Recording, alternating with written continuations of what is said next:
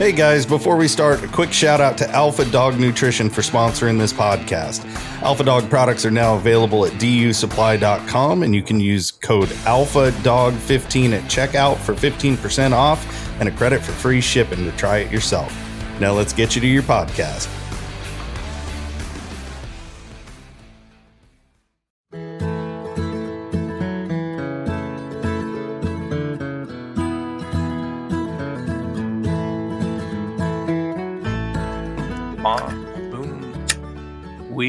I think we're live, Chris. I think. Here we are. Are we? Yeah. Let me see. Oh, there's the chat. Yep. We are live. Man, it drives me crazy that on my laptop I can't leave comments, but everywhere else I can. I have no clue why it does that. I don't know. I don't know what to tell you. I don't know if there's a setting in my... Who do we got here? We got Billiam? Am I pronouncing Billiam? The earring? Billiam, that's got to be a play on words. Am I missing something here? Am I all dressed up in the I hope Garland's in a good mood and he don't start fussing at me tonight. Little houndsman, I'm here, boys. Little houndsman. Little houndsman is Madison, right? Wayne Bishop's daughter. Oh, okay, cool. Robert, Missy. Good to see Missy again. Good old Missy. All dressed up and nowhere to go. Now you are somewhere. You're here. Oh, my hat's getting dirty. Look at that. You're sweating. What's up with that? I tried. I was going to go out, do some bear hunting this morning. Am I loud? Am I good? You sound really good to me. I didn't think a man in your position had to sweat very often. I was going to go somewhere bad with that since I'm home with my wife a lot, but I'll stay away from that one. You're working on number 10.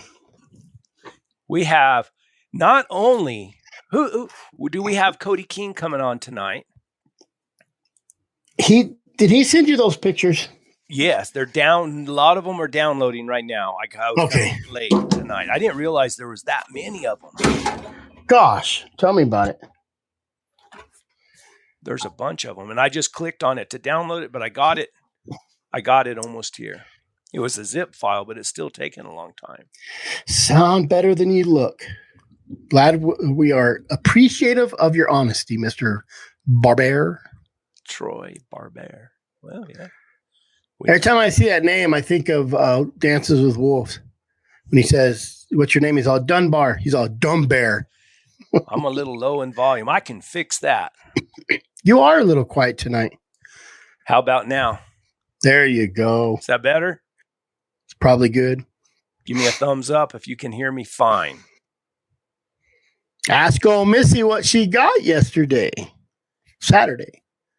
I don't know. I sent her a little present. What'd you send her? Some signature Chris Watson coffee cups. One big one, 2 small ones, and I packed them full of soap. What a nice guy. Why didn't you send me anything? Well, I was gonna, but you was busy. You was busy last week in your covert, undisclosed location looking for the $1 million dollar. Yeah, that's what I was looking for. I didn't find it either. I hope. You never know.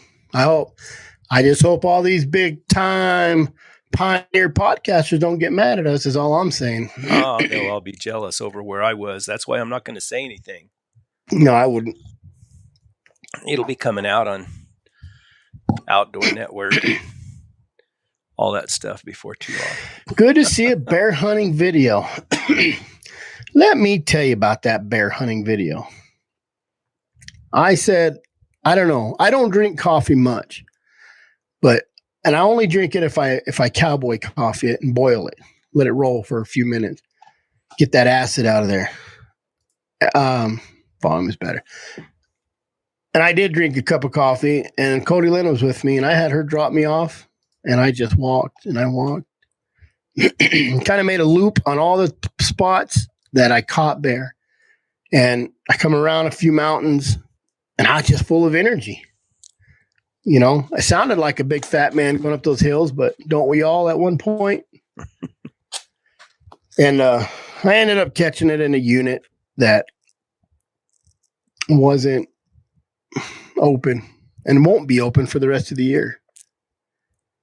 So, and I can probably tell you that there's going to be some changes to Arizona Game and Fish about bear hunting coming to a unit near you soon. Some changes. But that's just undercover talk.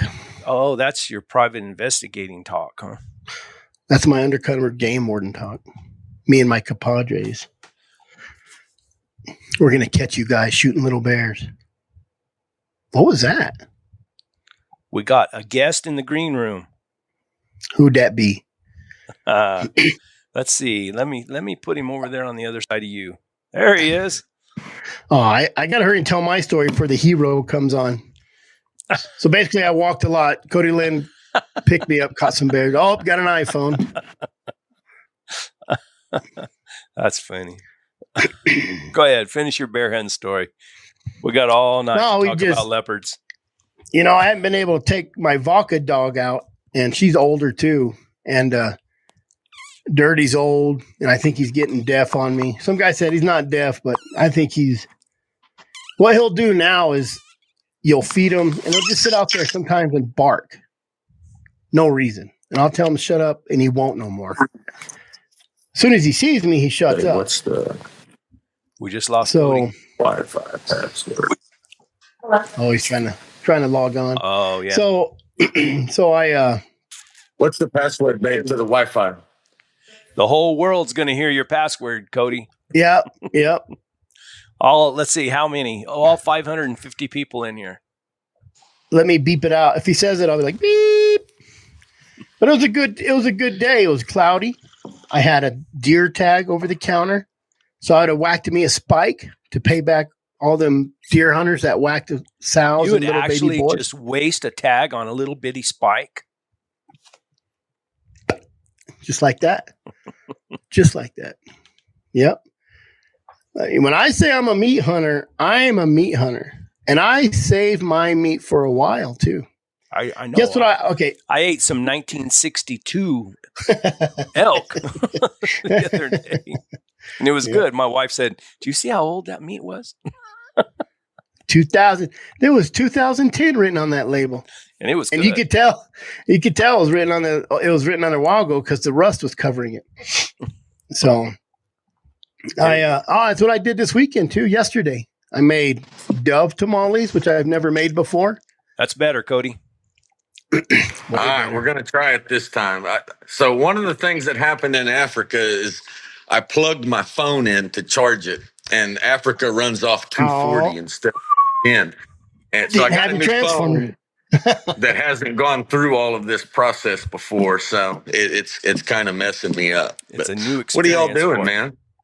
Oh, just usually our first 30 minutes or so is just a lot of BS, really. We recap what we did.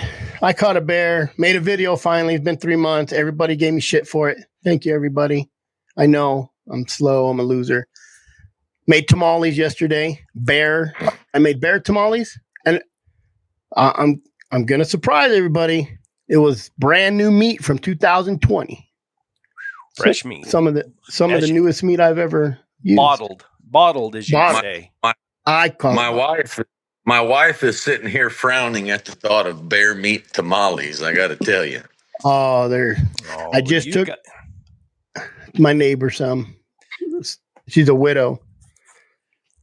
So she's probably ate meat and tamales that is not as bad as bear, I would imagine.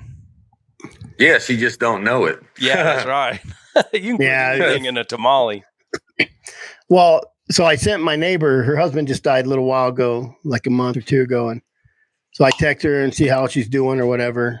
And, hey, it's the Englishman. Oh, I hope you don't have a funny accent. I want to introduce y'all. Very funny accent. I want y'all to know I'm here to translate. That's why I'm here. So I can we're going to have a hard time. We got subtitles. Hey, I'll slow down. Where are you at? Liverpool, England. Oh my gosh. And what time is it? It is 1:10 in the morning. Dedication, guys. Boys, we're bad now. We're international. Mm-hmm. That's how you know you're getting famous, Brett. When you know. Yeah, sorry, Blood Origins. Sorry, Blood Origins. We got someone else to talk funny on us now. We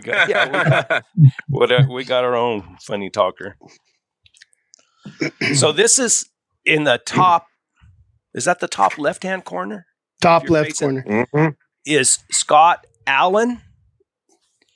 You were with Cody over in Africa, correct? Yeah, certainly was. I went with Cody last year as well. We didn't have the same that we had this year. This year it went very well. What and how do you get that arranged? I photograph hunting dogs around the world, and just through sheer coincidence, I ended up meeting Cody thanks to Gavin, who runs the outfit over in Mozambique. Oh, that's cool. And of course, over here on the top right hand, we have Cody King, famous cat hunter from South Texas. He's caught just about every cat known to man except a Canadian lynx, right? Except the lynx, man. It's on your hit list. I'm on a lynx mission. I just gotta slowly work it out. Yeah, just come over to Arizona. I'll help you get one. Yeah. The anti say they're here and we can't kill them. So. Oh, really? Yes. But I'm an outlaw. I'll do what I want. Well, I have to tell you guys, I met Scott in Africa last year. And when, we kind of became buddies, both going to Africa together for the first time. And Scott is a person who enjoys being outdoors a lot. And one thing that was cool about going to Africa was, everything you saw was something that you've never seen before. Every bird, every snake, every lizard, every plant. And we just had an absolute blast. And he was able to make it back this year. And we were fortunate enough to get a leopard. But Scott has traveled the world photographing hunting dogs. No kidding. And you guys have to. And I know we've talked about it in the past, but you guys are going to have to get with Scott sometime. It would take forever. But he has seen and photographed some really, really cool things, guys. And it's pretty neat. It's pretty neat. Should we stick to Africa this time, or can we start picking his brain right now? Let's pick his brain because he's at 1 a.m, so we can let him go back to sleep earlier. We'll keep Cody up all night. So I got to ask him, how did hunting dogs get your interest like that? Well, initially I started off as a falconer, and I had a Brittany and then a German short-haired pointer. And then when I started shift work, it just wasn't feasible to continue with the falconry. So I moved over into what we call lurchers, but you guys would know them as staghounds. I have a lurcher right now. Yep. So I moved over into lurchers, and then as time went on, I started photographing my own hunting, and then it progressed. And as the equipment improved and the quality of the images I was taking improved, I was able to then start working my way into places around the world. So I've been over to America twice after mountain lions. Had no luck, unfortunately. He went with Stefan, or he didn't maybe went with Stefan, but he knows Stefan Kitchka, guys, which has been on here with me y'all before. So. Yeah. Stefan's a cool guy. Yeah, Stefan's a cool guy. And then from America, I then went over to France and Spain. Done pretty much everything there is to do in Spain with dogs. I I don't think there's much left for me to do in France with dogs, in all honesty. I do a fair bit of photography in Ireland, photographing the hair coursing championships. And then, thanks to Cody willingly having me out to Africa, I've been over there now twice too. You're in England? I am. But you're not from England. I'm not Scottish and I'm not Irish. Which one were you going to say? I just figured you're a gypsy if you're not claiming both of those. No, I'm from Liverpool. Same as the Beatles. Same as Paddy the Baddy. Huh. Paddy the who? He's the fighter. Oh. Yep, the fighter. Yeah. Yep. Come on, Brett. UFC. I had to ask this question. Yeah. I'm not up on pop culture and stuff like that. So where'd you get? So where were you born and raised? Liverpool. This is our accent. This is our accent. We're a large port city. So over the years, we've had a lot of immigrants from Ireland, a lot of people coming down from Scotland, and our accent's just a culmination of all of them. So it's like a Texan going over to California, I guess, and living. So, do you have a book? Are you compiling all these pictures so you can put them into a book? Yeah, ultimately that's what I'm working on. Long term is a book just showcasing hunting dogs around the world in one place. I figured that, America has a lot of hunting dog books regarding American dogs, and England has a lot of hunting dog books regarding English dogs, and the same for France, the same for Australia, the same for Spain. But there's nowhere really that shows hunting dogs all around the world in one place, in photography format as well. I'm sure you're familiar with that one. I think I have that one on my shelf. In fact, I do. I've got that one on my shelf. That's why I have a lurcher right now. There you go. So, I read those stories about lurchers, and of course, I had stag hounds, but ideally, we called a lurcher was a cross between a speed dog or a greyhound and a working cow dog of some sort. Mm-hmm. Put a big brain in them, and some other qualities, I'm sure. So I got a guy from, Sean O'Neill. He's from, where's he from? Do you know him? I'm sure you've heard of him. I don't, unfortunately. He's from on the other side of the ocean too, but he's here in Idaho now, and he got me one. So just a little pup now, but that's cool. That's really cool. Well, you'll have fun. It's my preferential breed of dog would be a running dog rather than a scent dog. Well, if you're in the right country or right area, they can sure be a lot of fun. And I ran coyotes here for years and years with stag hounds, and unlike in the Panhandle and in different places where you have miles and miles of open country, so they can become sighted and you have enough room to go get one caught. I had to figure out ways to utilize them in this country, and I used a Fox Pro and called coyotes in, and then I went out on the pivots and I spotlighted at night, and that was a big. I guess y'all would call, what do y'all call it? Lamping. There you go. Yeah, and I'd go out there, and I was in between wives, and I didn't have a lot to do at that time, so. Yeah. Hey, just don't bring up cookies and biscuits and all that stuff. He eats freaking biscuits with his milk too. Yeah. And chips and fries and crisps and all that stuff. Chips. But it was, and I owe a lot of gratitude to Scott, because one of the other things that Scott got to do for a couple of weeks twice in Africa now is hang out with my 72-year-old hard-headed father, and having the quality of photographer on site to document, what is, once in a lifetime trip with my father was a blessing, man. A blessing. Yeah, absolutely. And what a guy he is as well. What a guy your father is. He's incredible. Uncle Tommy. Uncle Tommy. That's what they all called him over there in Africa, Uncle Tommy. But Scott and my dad got along, and a lifelong, my brother's best friend since third grade.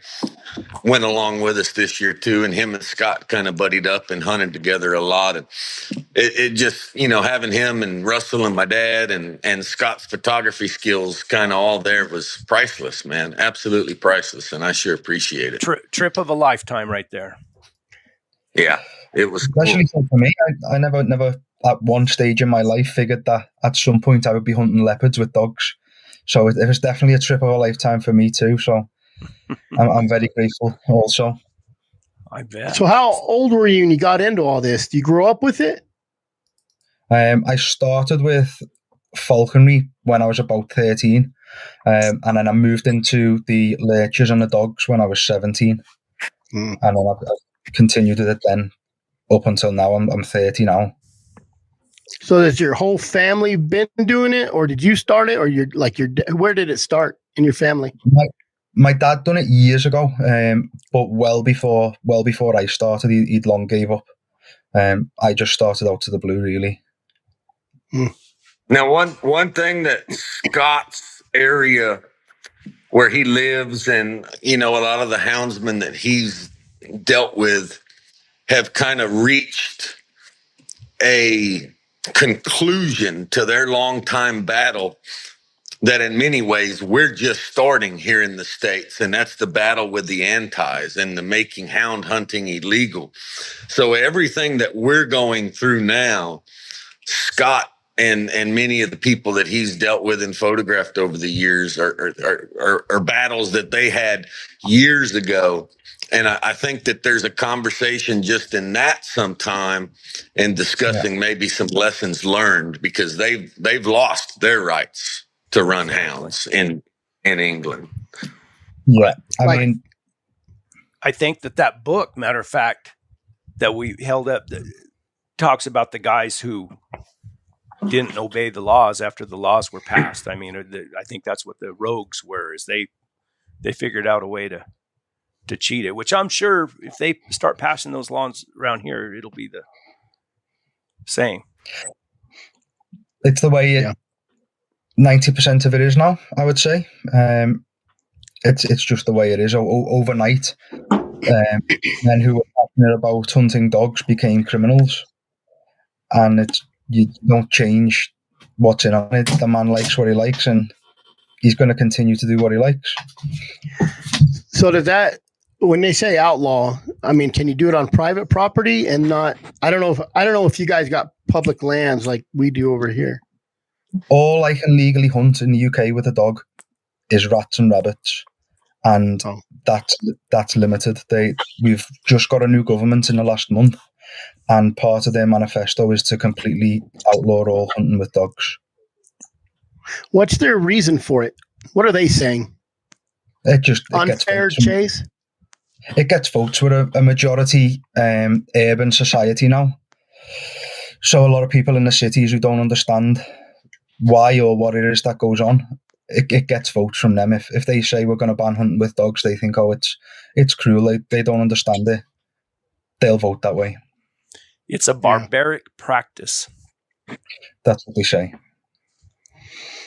Oh, that. And what's one thing that's ironic about that is anybody thinks of the history of hound hunting and you think of the Englishman riding that pretty saddle on that jumping horse with all of his running dogs chasing a fox. Those fox hounds, Yeah, I mean, anybody who thinks of the history of hound hunting, that's kind of one of the first images that pops to your mind. And to think that that's now illegal where that started is pretty sad. Should we talk about what we talked about there, Cody? About the what'd you call it? The houndsman, the minority. I don't know. Should we research that a little more? Yeah, that's kind of up to Scott. But I don't know. I was talking to Chris earlier about ethnic minorities, and I don't know if that's something you would want to have out or not. I wouldn't shy away from it. It doesn't scare me. Well, then I got everybody wondering now, but it's jump really in. Just let us know what As long as In it's the not hopes really of everyone poopy. not thinking we're racist, you're going to have to go ahead and tell them now, Scott. as long as it's not anything bad about red-headed gringos, No, so what I'm currently a part of is a organization, I suppose you would call us, named Hunting Kind, and we are currently going down the route and lobbying to be recognized as an ethnic minority, which by definition, I would have to Google the definition, but as hunters from England who also have a shared belief in managing the countryside and in the use of dogs, we do by default class as a ethnic minority, and I think the ultimate goal would be that if we are recognised as an ethnic minority, any equality laws would surpass any hunting laws that ban us from carrying out our rights. because of your status as a minority. So it's basically saying you're grandfathered in. Would that kind of explain it?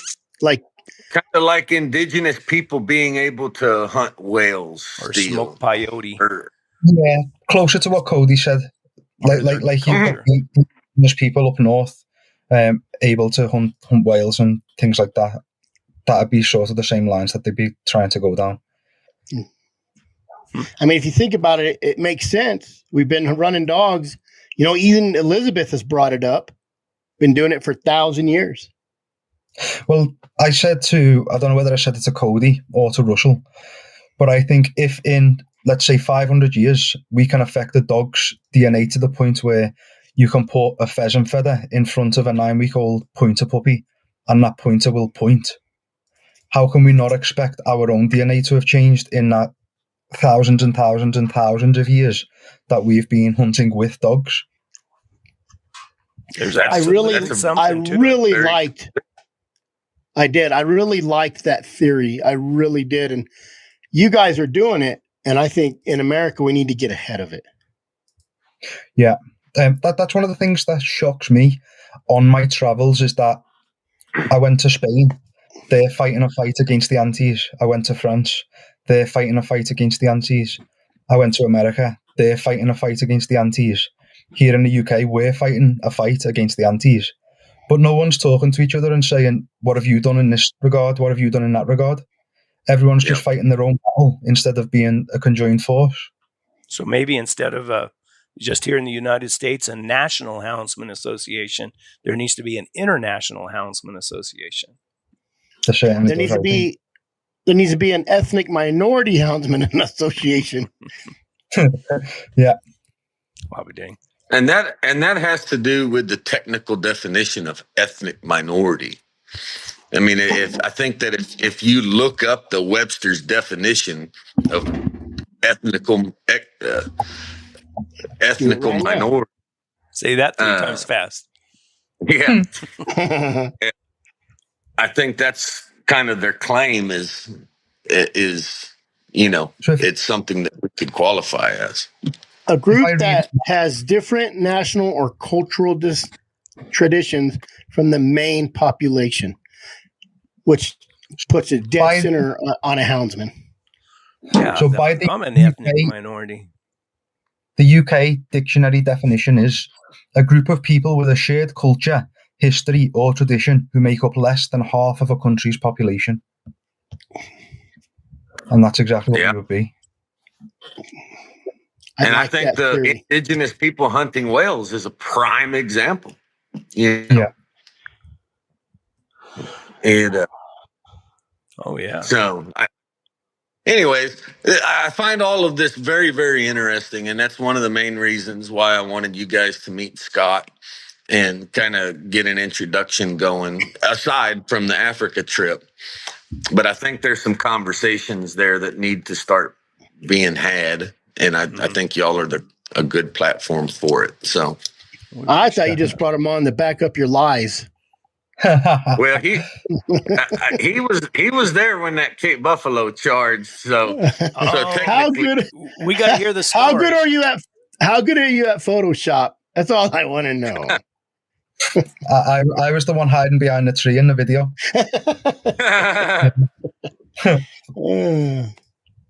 He also, he also filmed or videoed the treeing of the leopard.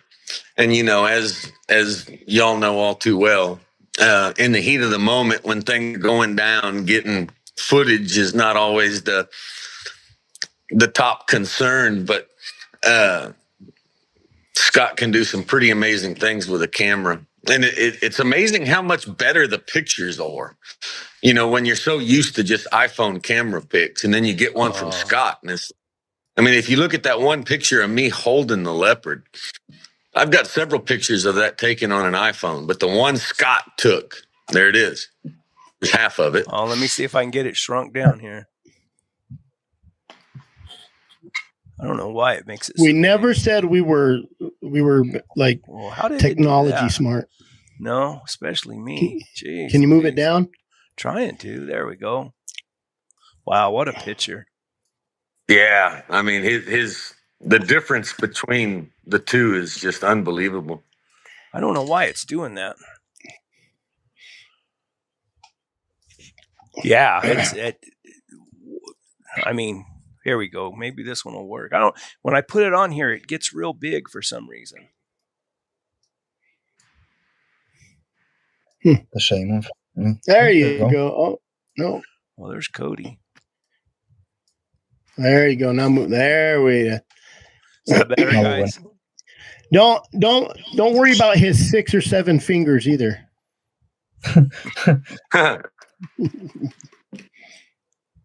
Yeah. What did that weigh? What did that weigh? I don't know. We didn't have a scale. So, much like mountain lions, a very big South Texas mountain lion is going to weigh 120 to 130 pounds, and a very big northern mountain lion can weigh 180 pounds. The area that we were in, is not known for the big giant 250-pound leopards. Gavin did say that cat there probably had the biggest skull measurement of any cat he's caught there in the 13 years of hunting there. It was a male in his prime. I would guess that it weighed somewhere between 140 and 150 pounds. I don't know if Scott wants to throw his guess in there or not, but comparing it to fish, I would say that's about right. Yeah. I know it's got some bit. Do you see the teeth in that picture right there? Look at the size of those teeth. Oh, I don't know. Y'all can't see that. I'll figure this out, guys. Be patient with me. That's all right. You see the size of those? I guess those are teeth right there. My. Yeah. In the mouth, yeah. Wow. Yeah, no, he was a big cat. Well, how long were you guys there? Just shy of 2 weeks. What did we catch the leopard on? The 9th day, Scott? 11th day. 11th day. Yeah, because we found tracks on day 1 and 2, and then we had nothing for 8 days. Were you getting a little discouraged again? Like, yeah, a little bit. Yeah. Cody's so the first before in the dirt, so he doesn't get too discouraged. What? Yeah, take us through a day. Take us through a day. How did your days go? How did you hunt? Let's hear that. Those. Yeah, tell us peasants how it is to hunt like a king. Yeah. So every morning we're up and ready to leave at 4:00, and that river bottom. If you look at the picture of me holding that cat, if you could put that back up, Brett. The one of me holding it. And if you look through there's probably other pictures from the river bottom. But if you look in the background of me holding that cat, that is a dry river bottom. That is sand, sugar sand, beach sand. Every morning we dispatched 10 trackers in 10 different directions to cover 5 different sections of that river. And about daylight, we would start getting the reports back from the trackers on who found what, and one guy would have, Domingo found a female track at Bridge 3, and Baptista found a male track at Bridge 2. And about daylight, we would configure in on where they found that track. We would then follow it as far as we could by sight. And then once we reached the area where we couldn't track it by sight anymore, we would turn the dogs loose. Were the dogs just hitting the end of the lead? I mean, were they really wanting to go? No, Yeah. I wouldn't say so.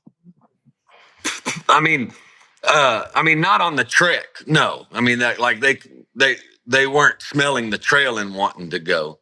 Oh, but what I said, yeah, to the fact that like anyone, Gavin has a couple of older dogs that he could trust, and then he had a couple of younger dogs that he couldn't trust. And so he kept those on leads. And because the other dogs were loose running around, those dogs were, constantly barking and hitting the lead, wanting to go. But yeah, when we were looking by sight, they couldn't smell the leopard at all. so you caught the leopard like on the 9th or 10th day, you said. How many days did you find tracks? Day 1 and day 2, right, Scott? Yeah, and after that, it was all old. And on day 1 and day 2, did you get a chance to turn the dogs loose? Yeah, but we were too slow on them, I think. Scent had burnt up, and the tsetse flies are a massive pain in the proverbial. Now, what you're going to translate for me? Somebody translate for me. What do you say? I'm going to translate. I'm going to tell you some cool stuff right here, guys. It's a small world. So in Mozambique, Africa, they have a fly called a tsetse fly, right? And it bites the dog and kills the dog. No kidding. And it carries a trypanosome brucei. And a chagas bug carries a trypanosome cruzi. So it's a cousin of the chagas bug disease, but it's like on steroids. It's way worse than the chagas bug disease. So leave it to Cody King to go all the way to freaking Africa and then have to deal with the cousin of the chagas bug disease. Man. And so, when it's cool in the morning, the flies aren't out. They're not biting the dogs. And as the sun would come up and it would warm up, they would come out. They would start biting the dogs, and we would have to call the hunt. By 8 a.m.? Yeah. Oh, wow. Yeah. So, yeah. So the dogs, you had dogs get bit while you were there? Yeah. Can I try and share the screen and show some images? Is that possible? Do what now? Can I try share the screen and show some images? Yeah, if you can do it. I don't know. Oh, yeah. Is probably better than what we'll do. Yeah, I got all your files here. I just don't, man, there is a ton of them. Is that working now? I think you have to say yes, Brett. I don't have a place to say yes yet. Let me see. Hold on. Solo with pictures. Oh, yeah. Here we go. So you can see the riverbed now, which was all the sand that Cody was referring to before. That's a aerial view of the. Oh, were you flying a drone? Yes. So that was a real picture. That thing looks like AI. It's so defined. That's crazy. So to deal with the tsetse bugs, the guys would have to basically just fan the dogs with fronds from various trees. So the guys would just be swatting away the tsetses pretty much all afternoon until the dogs go back into their cage in the back of the car. How big are those bugs? They're like a big horsefly. Oh, okay. So you can see them. Yeah. So y'all hunted more than leopards over there, I see. Yes, we certainly did, yeah. We got after it, yeah. But leopards was all you hunted with the dogs. Correct. Yes. See that bush that guy's holding, Brett? Yeah. Them guys are constantly nonstop hitting those dogs with those tree limbs to keep the flies off of them. Man, if I picked up a stick like that and swung it at my dog's head, I'll go hide somewhere. Yeah. Huh. That's a shame, though. Yeah. I mean, do they lose dogs often? I mean, is it something that's constant, or? I mean, they kept the dogs in a Hey, let's kennel. Look at that dog right there. That's a lurcher. Yeah, it's a Boer Windhond, which is a South African greyhound, and I do think it's got a bit of collie blood in there, so I would class it as a lurcher. What purpose did that dog serve? Basically, if the cat trees then comes down, there's a dog with speed to make it tree a bit quicker. He'll be running it by sight to make it run up another tree. Yeah. He also had a dogo. He had that lurcher and a dogo. Those two dogs were kind of purposed for if the cat caught on the ground to put some pressure on him and get him up a tree. I have a little experience of lurcher type dogs catching a lion on the ground. I know. I was going to mention that earlier. There's the dogo. Rough looking customer right there. What was his name, Scott? Obelix. Obelix. Yeah, that's Obelix the dogo. That's a bad looking dude.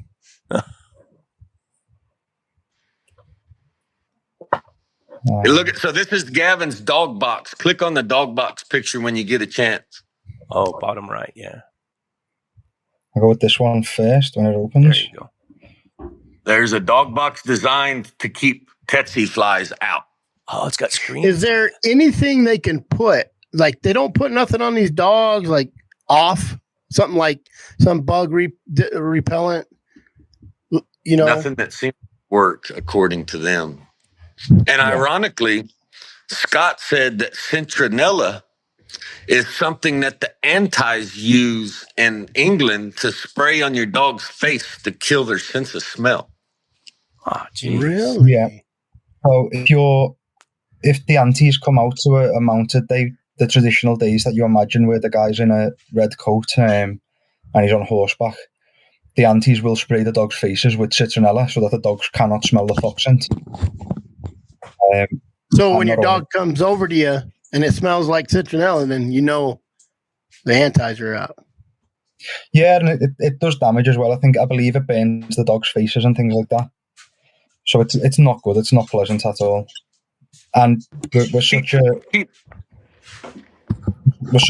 in mind that's on private. Keep in mind that's on private property. Right now, there is no. They don't have private property laws over there like they. If someone came on your private property and did that to your dog, you could legally beat the shit out of them. And that doesn't happen in England for some reason. We cannot touch them. I'll be dang. Is that leopard tree right there? No. Is that? No. Dog's looking up. That's a running walker right there, boys. Oh, running walker. He shouldn't be looking up then, should he? No, this was Dave. He's probably looking up saying, why aren't you fanning me? Just a joke. Tim Brink, I use 7 Dust for everything. If my dogs get tick or fleas, I take that 7 Dust, powder them down, powder everything. Pull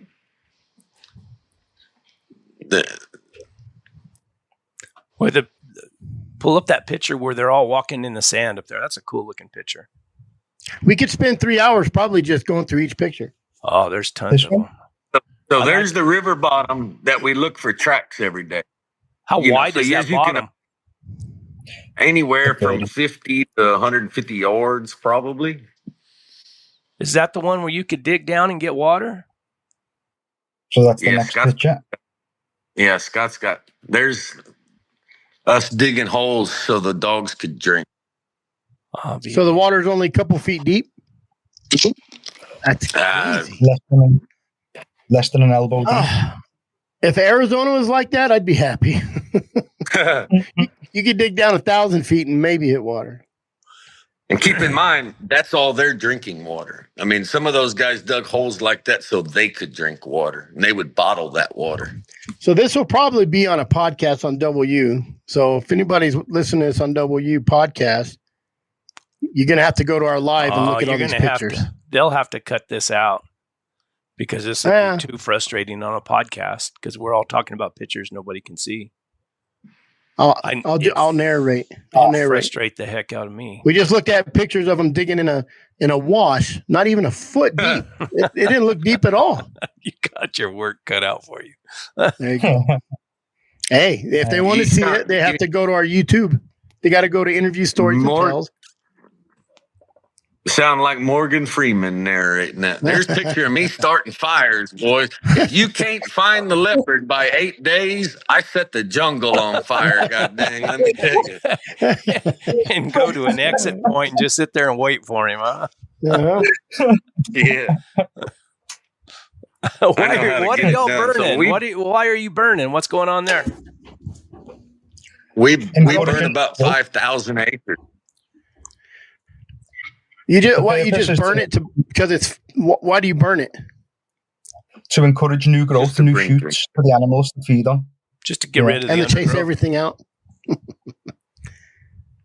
There's a leopard in the tree, boys. Okay, tell us about. Let's talk about the hunt then. So you found a track on what you said the 8th day. Is that right? 11th day, I think. 11th. Said. Yeah, I would say the 11th. How far did you have to walk it out before you could trip the dogs loose? Oh, less than 100 meters. Oh, so it was a fresh track then. So we don't actually heard the leopard that night. We don't say meters every night.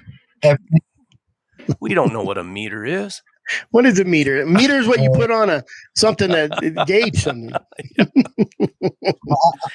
I'd say 100 yards from where we got out the car, Cody, would you? Yeah. It kind of went in, it crossed the river, came back to the river, went up, came back to the river again, and then it left the river. And so the idea is, guys, as y'all are aware, you can't trail one in that bare sand like that. So the dogs don't even recognize it's there. But you find where it left the river, and now the dogs can trail it. This picture here is while we're on the way following the dogs as they're trailing the leopard. Is that correct, Scott?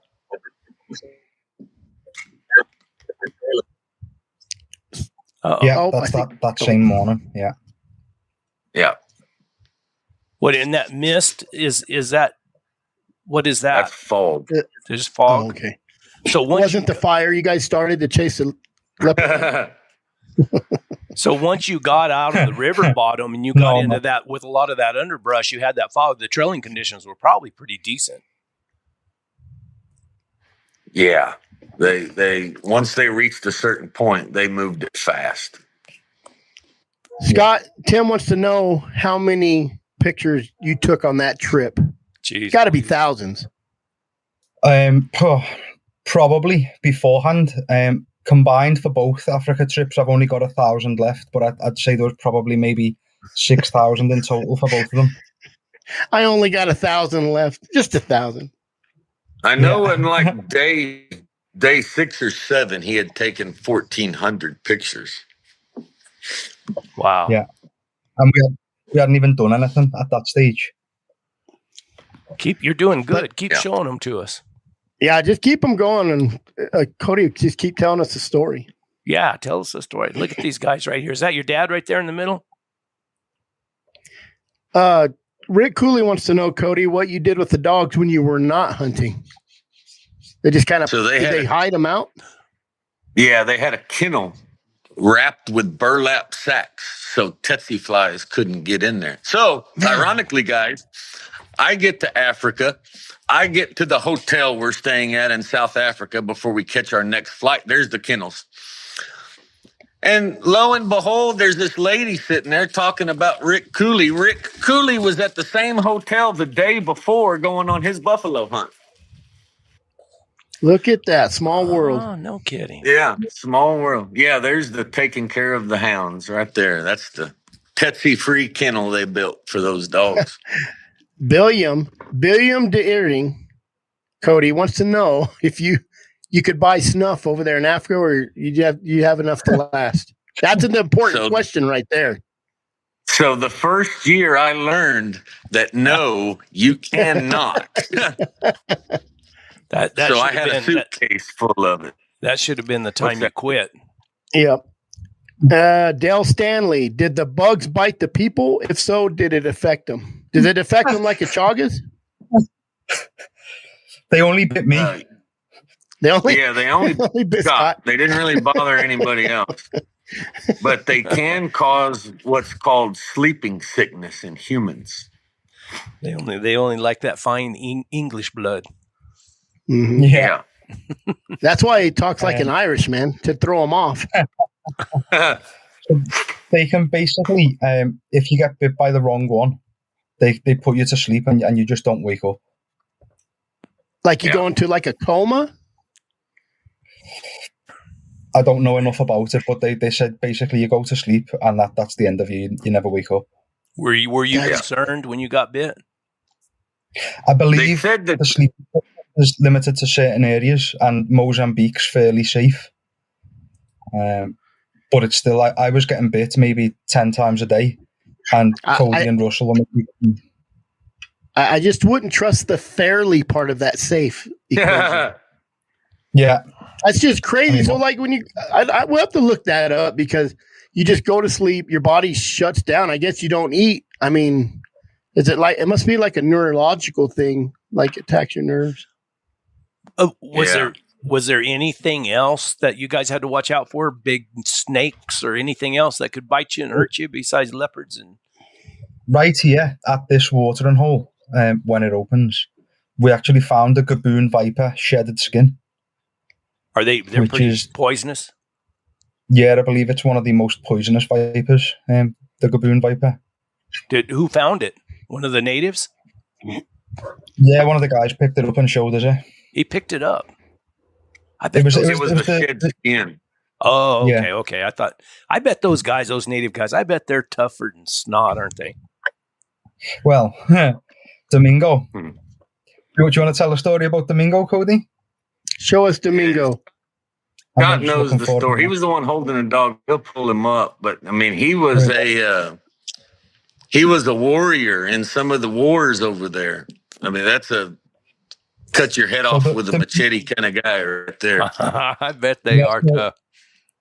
After 7 days with Domingo, we then found out that he was involved in the slaughter of 100 of his enemies when he was a rebel, whilst they slept. Oh, jeez. Yeah. So he's kind of the Geronimo over there, ain't he? So you slept with one eye open after that. He was brilliant. Wasn't he, Cody? He was brilliant. Yeah. No, he was the head native over there. And yeah, he was a top hand for sure. When you say he was brilliant and a top hand, what do you mean? What did he do that was so amazing? You killed 100 people in their sleep. Oh heck, I got a friend down the road. I think did that. There's a fine gentleman for you there. You know, when you need a coat, you take whatever coat you can find. Yeah. Well, what was the weather like while y'all were there? Winter, beautiful. Summer. Lovely. Highs, lows. What was the temperatures? I mean, cold enough. I mean, Scott was wearing shorts the whole time, but that's kind of an English thing. Hey, pull up that track. He got bit up. Pull up that track. But it was cold in the morning. I would say in the mid 50s. And then it would heat up to the 80s, low 80s, probably. Yeah. Speaking of Benny, where is Benny? I know. How come we're missing here's a funny story for you guys. See this track right here?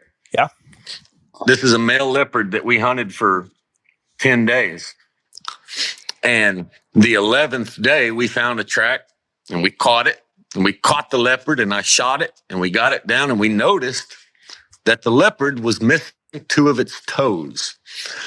And then we went back and looked at the other tracks. And that's when we learned that the leopard we killed was not the leopard we had been hunting for 8 days. Wow. Do they trap over there? Yeah, he had been caught in a trap. See his toes missing in that track? Yeah. I'll be damned. Yeah. And we have pictures of his toes somewhere. There you go. I wonder what happened. So, Cody, They call him. Go ahead. Are you allowed to keep did you bring the hide back? Do you get to keep that? Yes, it will come home. Yeah. Good. We didn't bring it home, but Do they eat the leopard over there? Yeah. yeah, those guys ate baboon. They ate everything. Yeah, I imagine.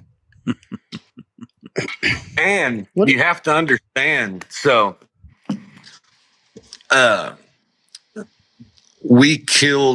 Russell killed an eland while we were over there. Scott, if you could pull up that picture. So we get this eland back to camp, and this went to the village.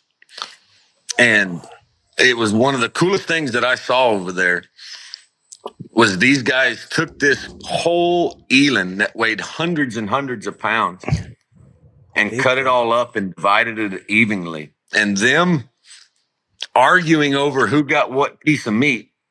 This meat truly was a big deal to these people. Meat wars. When an animal dropped, meat wars began. I mean, they argued or fought over it, or? I mean, not in a bad way, but is it like a sacred thing? I mean, I don't know a sacred thing, but it's just I want some meat thing. It's a hungry thing. Yeah. Wait, so their And native language. Everything. So can you zoom in here, Scott? You got Benny, they got Domingo. Weak stomach people look away. This is the guts. And they emptied the contents of the guts of that eland. And then they basically took it and threw it on the coals and ate it. There goes our money. The actual, the guts or everything? Like the grass? No, not the grass, but the guts. Okay. I mean, they literally, when you shoot an animal in Africa, there is not an ounce of it that goes to waste. No way. And So did you guys get some of that? Like, did you guys get to eat some of that stuff? They cooked game for us, yes. Scott liked it much more than I did. I'm not a big game eater, but after about 8 days, it tasted real damn good, let me tell you. Is that baboon? It is. Yeah. Wow, look at the chompers on that thing. Ridiculous. And is that Russell's baboon? Yeah. That was a monster baboon. My dogs would probably trash on one of those. Effectively. And that looks weird. I don't like the way that looks. looks like I had a cousin look just like that. Yeah. So, and then you hunted pigs too. Yep. Yeah, Russell shot a warthog. Scott's probably got some pictures of it. So you were there just to take pictures, Scott, period? You didn't hunt at all? I was there just to see the leopard hunt and photograph the leopard hunt. But obviously while you're there, you take all the pictures you can. You might only be there once, might never go back. Well, and everything else. But they don't but those pictures are going to last forever. But they don't just go on a leopard hunt, right? They just go and they just hunt, like opportunistic, right? Hunting. Yes. But we were there to hunt a leopard, and that's all that mattered, you know. Yeah. But when we're done hunting at 9 o'clock in the morning, and you're not going to hunt again until 4 o'clock the next morning, where you're going to drive around and see what you can find. Those guys in those dang shorts, I swear. Yeah, Scott and Gavin and all them guys. Is that the buffalo? Yeah, tell us the buffalo story, Cody. Yeah, let's go into the buffalo story. That looked like an exciting hunt. Yeah. Scott, and I think Scott can attest to this. So we trailed this buffalo for a ways, and then we spooked it. So while we were looking for leopard tracks, one of the trackers said, "Hey, we found a lone buffalo." So when we're done leopard hunting, we go look for this buffalo. We trailed it a little ways and actually spooked it, and then we trailed it a long ways after. Scott, I don't know how far it was, but miles. It was a long ways. Yeah, 3 miles maybe. Yeah, but I love to hear Scott's perspective on this because I don't think we've talked about it after the fact. But so we're in this thick brush, and all I can see is his shoulder. And I shoot him. The first bullet did its job. It would have killed it. But he ran probably 20 yards and stopped. And then I heard one of the most eerie sounds that I've ever heard. And that was the moment that Cape Buffalo started charging us. And you could hear him coming, but you couldn't see him in the thick brush. Yeah. And that was something else, man. I've never had a feeling like that hunting. I mean, that there's a 1,200-pound animal charging to come kill you, and you can't see it. All you can do is hear it coming, and that was spooky. Yeah. And you shot that with a 375, right? Yes.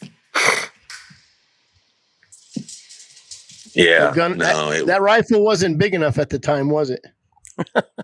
No, it wasn't. And, but yeah, that buffalo was a cool experience, man. Me and Scott shared something there that was as wild could be right there. Look at that old scarred up bastard. He was coming to battle, man. So how long did it take them? Go ahead. The video really is pretty incredible because the buffalo just swallows 9 rounds, 9 375 and 4 16 rounds, and it doesn't slow it down. It just keeps coming, and it seems to be coming for me. It doesn't seem to be coming for anyone else. Like them fly. It just seems to be happening. But yeah, it was an adrenaline rush, that's for sure. The bugs, the buffaloes, they want that camera, man. Yeah. And they took that sucker back and ate all of it too, I bet, huh? How long did it take them to butcher that out? They were supposed to give it all to the dogs. We'd fed the village with the eland, we'd fed them with baboon, and we'd fed them with reedbuck. We needed dog food for 2 months. And that was the agreement, that the buffalo, with it being an old animal, that was going to be dog food. All the meat that you can see there hanging up is apparently all the meat that came off that buffalo. Yeah, zoom in on that. Looks like I got more meat off a whitetail. Yeah, so the natives, meat wars, once again, Gavin's sitting there arguing with these guys, hey, I need meat for my dogs because I'm going to be here for 2 months. And then somehow all the meat just kind of disappeared. Every night, a little bit of meat would disappear. I was going to say, I don't think I'd argue with that guy with the machete. Exactly. Domingo. All the meat he wants, buddy. Help yourself, buddy. How many people were hunting with you during the day? Because every time we see a picture, there's 5, 6, 7 guys. 10 trackers, and they had 10 anti-poaching team members. So in total, they had a staff of 20 natives. So what's the anti-poaching crew? I'll let Scott explain the experience where we were last year compared to the experience we were this year, all because last year there was no anti-poaching crew, and this year there was a 10-man anti-poaching crew. Yeah, so last year, I'd say last year was a much more Forgiving environment for wildlife. I'd have expected to have seen more wildlife last year where we were, but because there was no poaching team, I think we might have saw one troop of baboons in 2 weeks, and that's all we seen. Where this time we were seeing various different types of animals every single day, from warthogs and reedbucks to eland. We even seen a zebra, which doesn't sound much of a surprise for Africa. But for the areas where we've hunted, where it's been real Africa, it's not a park, it's not a tourist photo place. To see that many animals, I think, was testament to the work the guys were doing on the ground as an anti-poaching squad. So yeah, it was definitely paying off the work that they were doing. Well, first of all, it's called the zebra in the United States. Second of all, so are they like game wardens, sort of? Yeah. Will you bring me my axe? And I would say there's 10 of them that are with you the whole time? I mean, they weren't with us the whole time. Because they're often off looking for tracks. So are they there to find poachers? And they're just kind of hunting, like, with you guys? Yeah. Oh. So they're not anti-hunting. They're just there to make sure you don't shoot the wrong stuff. Oh, yeah. No. So they're not chasing us poachers. They're chasing other native African people from poaching. Oh. And they kill everything. I thought they might have heard about you and give you an escort. If they only knew, let me tell you. They didn't want no canned leopard hunts over there. Is what it was. Yeah. Don't look much different when the skin's off of it, does it? No. How big is that post? Because that post makes that look like a little kitty cat head. It's a 12 by 12 post. Probably. Those fangs, man, them teeth. Yeah. It does Look have at some those teeth, man alive. How long were those teeth? 2 inches, 3 inches? They're pretty big. I would say 2, maybe. And they weren't as big. They weren't as big as the baboon. And a tom is just like a tom lion has that ridge down the middle of its head. Yeah.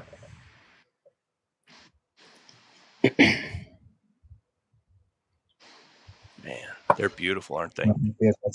Oh man, I'd make me a pair of pajamas out of that. So what is what's the fatality rate or casualty rate of leopard attacks over there on humans? I don't know. Scott would maybe know more about it than me, but a leopard is more of a very, very dangerous to mess you up, but not really a killer. From what I've seen, I don't know. They're only hunting people as a last resort. But that being said, I think worldwide they're accepted to be the only cat that actively hunts humans. And what was that green score on that head? Did you guys say already? Or did they? 15.9 inches wet. 15.9 inches wet it was. Huh. And what's the width on the teeth? Did they measure that? How far apart? No. Oh. No, I believe 17 inches is the entry into the where it starts being a metal type of thing. Oh. Does anybody know? You noticed, Cody, that the claws weren't as sharp as a mountain lion's, didn't you? Yeah. So that's one thing that I did notice that was pretty cool. Is as you two guys both know, when you pull a lion's claw out like that and touch it, it's usually pretty impressive how sharp it is. And these claws were not sharp like a lion's. Why do you think that is, Cody? I don't know. You think they use them? I mean, like a lion won't hardly ever deploy his claws for much, except for killing. I don't, but it was very obvious. I wouldn't say they do much different compared to a mountain lion. I'd imagine it's a similar terrain in terms of a lot of sand, and they're going to be climbing as many trees. Yeah. Now, one thing that was kind of special about these leopards in this area, according to what we were told, these aren't the big giant leopards of Botswana or anything like that, but these leopards are a lot more arboreal. They spend a lot more time in trees to get away from the tsetse flies. Isn't it true though that a leopard, it'll drag its kill up in a tree too, won't it? Did I just dream that? A leopard will what? Sorry, you broke. A leopard will drag its kill up in a tree. Did I hear that right? Yeah. Or maybe that's it. Yeah, they climb trees more. They try. Maybe that's why their claws aren't as sharp, because they have to use the claws to climb trees way more than a mountain lion does. That's probably what it is. I bet. These cats sleep in trees. Yeah, exactly. So, Scott, Jared Fisher's asking this question, and I know it's not his question. I know it's his wife's question. What lens was used for these photos? Because his wife's a photographer. The various 50mm 1.2, 24 to 70 2.8, 70 to 200 2.8, 100 to 400 4 to 5.6, 135 f2, and then a Canon EOS R body and a Canon EOS R5 body, as well as a 2-time converter. That's what I thought. That's exactly what I was going to say too. Yeah. I figured if Benny's not here, we can't talk about welding, so we might as well talk about photography. Where's our welding guy? It was one of the camera lenses that Scott had in 2 suits. He didn't bring no clothes. he just brought cameras. He brought a pair of shorts. Yeah. So is my camera on, guys? Can y'all see me? No, we can't see you. I can't. I don't. And no one can see you right now. What happened to everybody? No one can see nothing. Oh, there we go. Now it's just us. Oh, we lost Cat Allen. I got to show off my. Let me figure out my camera here. My African axe that I imported, that I smuggled in my luggage. What kind of tree limb was this called, Scott? Hold on. I don't have him on here yet. There he is. There we go. It was a bush willow. Yeah. One of those. A bush willow, and it's called a demo, the axe. Yeah, this is called a demo. And this was made where we were last year in Tate, Mozambique. And this is just a tree limb that they've sanded down and put an axe head in. And so I got me a little. That's cool. This is not what Domingo used to slaughter 150 people. So there's no DNA evidence on here or anything. But I do got to show off my axe that I smuggled back from Africa. And TSA I think let you put that on the plane. I didn't ask. Just kind of put it. I think Benny would be jealous. One thing that I did notice is when you're boarding a plane in Bière, Mozambique, they check your bags a lot less than they do in Houston, Texas. So, a lot more stuff can get on the plane coming back. There we go. Yeah. Our passport. There's our welder. We got a good story tonight. It's not just as boring. Yeah, Benny be down in Texas. Benny be down in Texas trying to get that axe from you. I showed that axe because the last time we were live, Benny showed that his spear that he got from Africa. So yep. Benny did try to call me today, and I meant to call him back, and I got busy and forgot. I texted him and said, "Are you sleeping?" He probably fell asleep. So next Monday we're having a contest. It's going to be Cody against Benny, axe against spear. We're going to see who wins. Spear versus axe. But he has it where you could club a seal or chop the head off. I kind of like that axe. You can just kind of bump them in the head, or this is a multi-tool, guys. Multi-tool. This is a and it's also a pipe. Multi-tool. Yeah. Looks like you could smoke something out of it too. It's also a pipe too. Was there? I mean, what surprised you? What surprised you the most about being over there? Was there anything that kind of shocked you or surprised you, or a whole bunch of things? Or? For me, it was no trash. Really clean. There's no plastic wrappers, no paper plates, no HEB bags, no plastic water bottles. These people live off the land. Wow. And it's amazing how much trash an American family makes. And there's none over there. There's no backpacks on the trail, or pants, or burlap. No, there's no Mexican illegals running through the property. So did those poacher guys catch anybody while they were there? No. I would not want to be someone that they caught. I can tell you that. I was going to say, I doubt a lot of those guys make it to court. Yeah, especially where there's rhinos and stuff. But yeah, it's not good. And they like you guys being there, don't they? I mean, so these individuals where we were, their salary is $3 a day, $90 a month. It's more than I make. And an American hunter come in and give them a couple $100 tip, and it's a couple months' wages. It's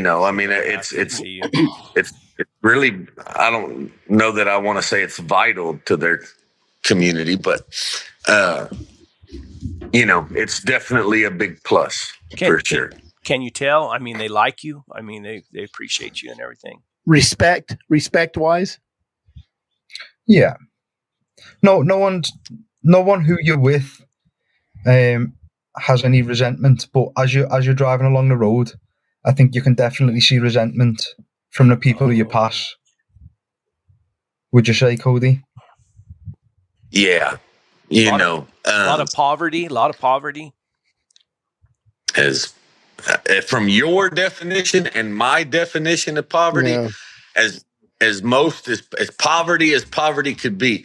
But from a whole bunch of happy people, that if white people would quit going over there and telling them they're poor, they're perfectly fine. And they're happy. They're content. Yeah. I mean, they live in little mud huts.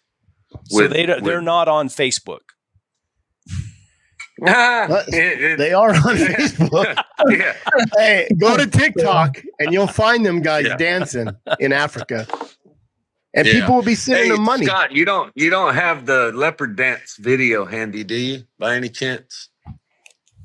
I do.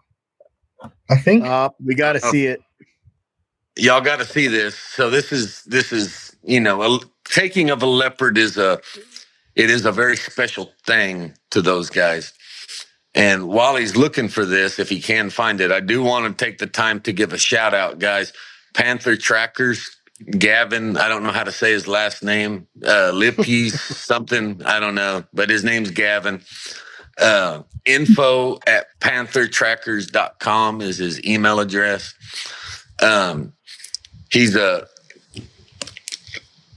If there's any of you guys out there, one thing that Gavin is very good at is, there's a lot of people that can't afford to go on a leopard hunt. And up until 2 years ago, I was one of them. And instead of, and then when I made a little money, instead of saving it like a responsible person, I blew it all on a leopard hunt. Oh, you're a houndsman. What do you expect? Yeah. That's exactly right. Hey, there's Benny. But Gavin has a wonderful program. I think it costs $5,000, and a houndsman can pay $5,000 to go to Africa and be a member of Gavin's team on a leopard hunt. And the fact of the matter is, guys, There's no skill in shooting a leopard in a tree. Once that leopard's in a tree, you could shoot it, Chris could shoot it, I could shoot it. I did not accomplish any special task by shooting that leopard. Well, you should have took that axe and climbed up in the tree and hit him. Didn't that? Yeah. I didn't have the axe. Should have knocked him in the head. Yeah. But I do want to give a shout out to everybody for that opportunity. You can great. Save. It's not something that has to be done. And at the same time, Gavin treated me very, very fairly. And, last year he gave me a very good deal. But whether you want to go on a leopard hunt and harvest a leopard hunt so that you can bring it back, or you want to go for the houndsman experience, which is really all I wanted anyways. Gavin just didn't tell me about the $5,000 deal till I'd already booked my hunt. It's a really cool deal, and I really recommend it to anybody out there that wants to go on a once in a lifetime experience, because it is. How expensive is it to get? Oh, go ahead. Go ahead. Can I just be back onto what Cody's just said? It's not 5,000 to go and be a part of a leopard hunt. It's 5,000 to go and be a part of his team for a month. So you'd be the kennelman for a month, and if he does 5 hunting trips in that period, you're with him for 5 hunting trips in that period. You're not just paying 5,000 to go over for one hunt. You're paying 5,000 to be a part of the full. Yeah, it's basically a volunteer experience. The 5,000 covers your accommodation and your food for the full month, and then you're just expected to volunteer your time as a houndsman, to be a part of that for that full month. Yeah. Well, how about getting over there? Is it pretty expensive to get over there? Round trip? No, I mean $2,000, $2,500. Yeah. Yeah. And your meals and everything are provided for you? Yeah. Yeah. Yeah. You're part of the team. You're part of the team. I mean, you're covering your cost of food, and you get to go be for all intents and purposes, a guide with Gavin. Now, you're not a legal guide, a PH, but you're part of the crew. You're helping, whether, look for tracks, you're helping take care of the dogs. You're a team member. Well, Scott, I mean, were you a team member? How did you get to go along? Did you have to pony up some money? Yeah, I paid for my expenses. I was invited over just to photograph it, and luckily for me, I spent most of my time then following Cody or following Russell on the hunt, because although I was there for the leopard hunt, it's a bit pointless if you've got a photographer sitting at the kennels whilst Cody's off hunting buffalo and Russell's off hunting reedbuck. So I got to go with them and hunt, and I photographed their experiences. And 3-4 days after we got home, they had their images on that folder which you've got. So cool. It works out for everyone. Good. And I imagine it's and I will say that it's something that normally someone like me would have to pay for. You hire a photographer to go on your hunt with you. Oh, yeah. And I got lucky in the fact that Scott, it's part of his book, and and we became friends, and I really appreciate it. And I'm sure it's good publicity for Gavin, right? I should hope so. Yeah, I should hope so. And it's also worth noting that Cody did offer to pay for my trip, and I refused, because I'm not doing it for the money. It's never been about the money. I like hunting dogs. I'm there to hunt dogs. That's and I'm conscious that if my photography became a job, I would lose the passion for it. So I tend to keep it that way. I tend to keep it as a passion. Well, you're welcome around here anytime. Only an Englishman wouldn't let wouldn't let you pay him for his services. Can you believe that? And we started a war with these guys over a tea tax. Man. I was going to say, they got enough money from us from the tea. They got enough money from the tea. Yeah. So what was that email again? Did you guys say an email for that? For Gavin? info@panthertrackers.com. Yeah. And then Or the website. Is it it's panthertrackers.com is the website, obviously. I think Benny was on a mission or something over there one time and helped build a church or do something somewhere in Africa. I don't know if he got to hunt anything or not. So are you writing a book or do you have a book? I'm collating images, and truth be told, I've probably got enough images already. But I still feel like there's a lot for me to photograph in America. And there's still, I want to go over to Kazakhstan. Believe it or not, they have a type of running hound, which is like a very similar to a Saluki, but a bit more of a tougher dog. Yep. They hunt wolves with them. So I'd like to get some images of them hunting wolves. Oh, that would be cool. And before I put the book together, I just want to make sure that it's really filled with fascinating stuff. That would be cool. Just so you all know, there is preliminary plans for Scott to come back to the States for a third time. And I'm going to try to hook him up with, a South Texas bird dog guy and try to hook him up with a South Texas bobcat guy if I could find one.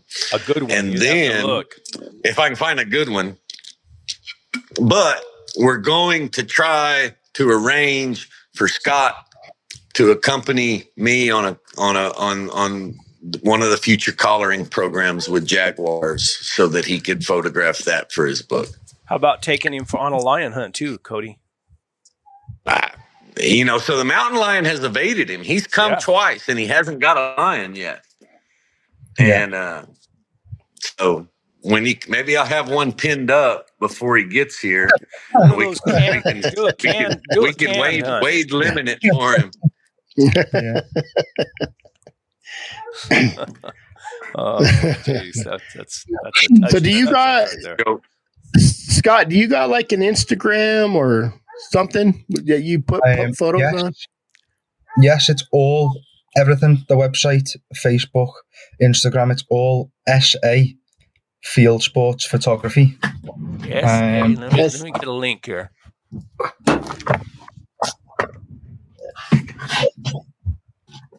It's probably easier if I just hold a business card up to the screen so that no one has to. Yeah, people can screenshot it. Here, I'll pull it up here. SA Field Sports Photography.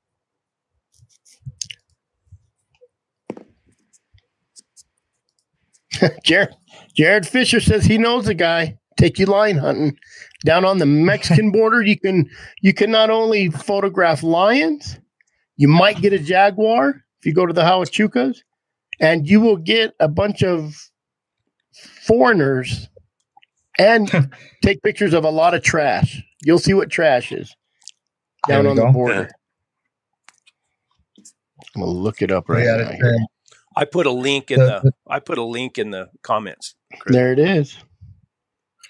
The States are something that I feel I've still got to do a lot in the States.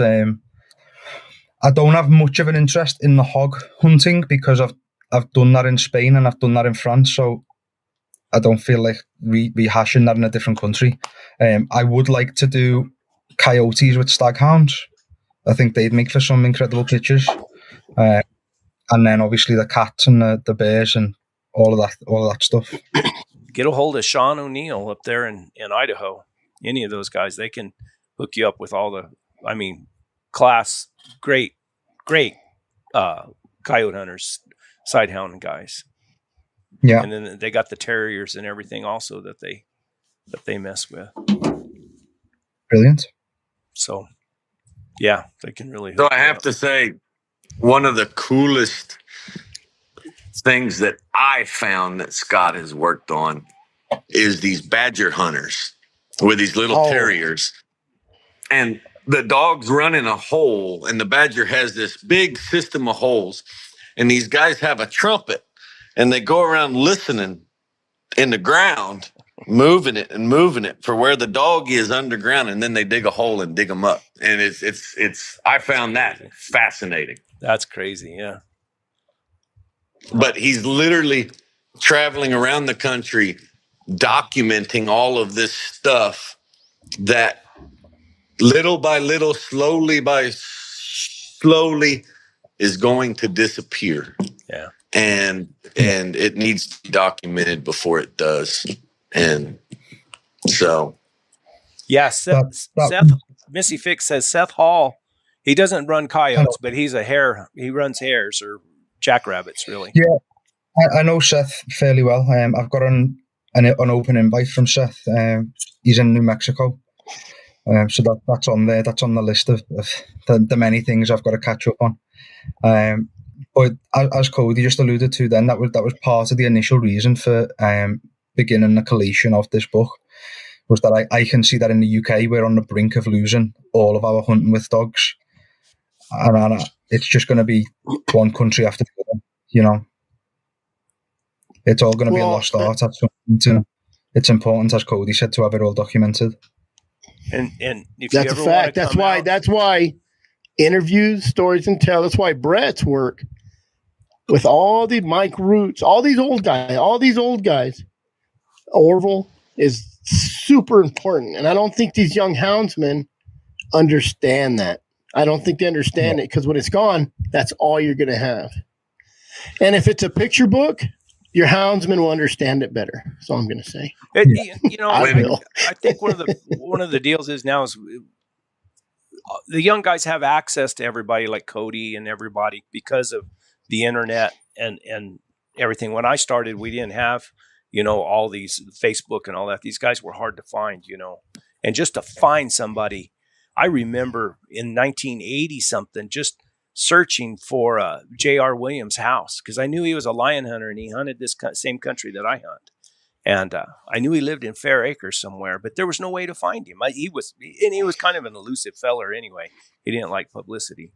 But now... Find you a good PI. Well, yeah, I didn't. They cost money, and believe me, and those natives they had there in Africa, you can't trust them. Those natives, I was about in the same boat as those guys. I didn't have any money at all. But yeah, I think it's so much different now because there's so much access to everything. And back then there just wasn't. But the old guys, they all fascinate me with the way they had to hunt, what they had to do. Oh, man, there's nothing better. And like when we sat down with just Joe Hott, and I don't think a lot of people know Joe Hott. Everybody knows Warner Glenn. Mike Roots is even a good name, Steve Smith. But when you sit down with somebody that kind of just hidden in the hole, Joe Hott, and he's talking, mesmerized. Just Mike Root. Look at that. I went up there, and I'd always heard about Mike Root. Me and Jim Farmer got to go up there and sit with Mike Root, and I recorded it and videoed. I put that video on the internet, and it's gotten over 60-something thousand views from just because Mike Root's just he's just such a character, and these old guys, most of them are that way.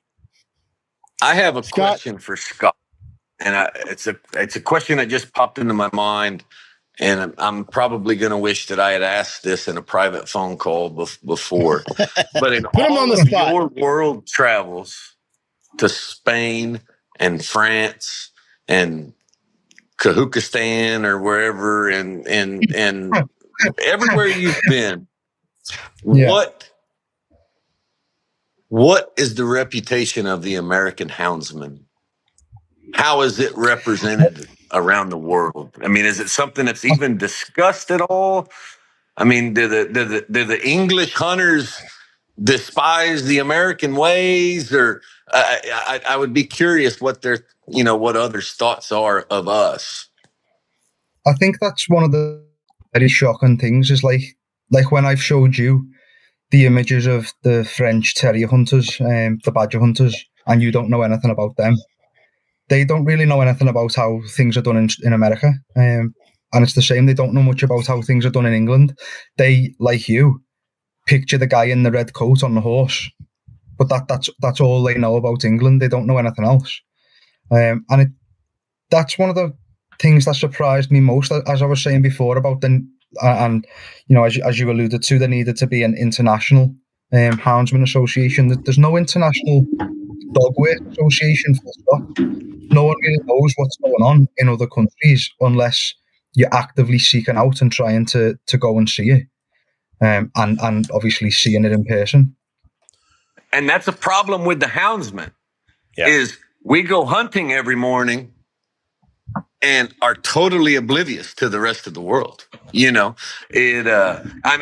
so much, not just the rest of the world, but a lot of us are total oblivious to the laws that are happening in our state, much less, Spain or anywhere else. And I think that's, you get so focused on your dogs and going hunting and doing that you don't care. Well, and Cody and I were talking about this earlier today. And then the antis, the people who are against it, they control the narrative because we don't say anything. We're off doing our own thing, or most guys are, because I'm not. But and they are organized. Yes, and they control the narrative, and they can cast a bad light on what we do. And they wake up. They wake up and they think, how can we get rid of it?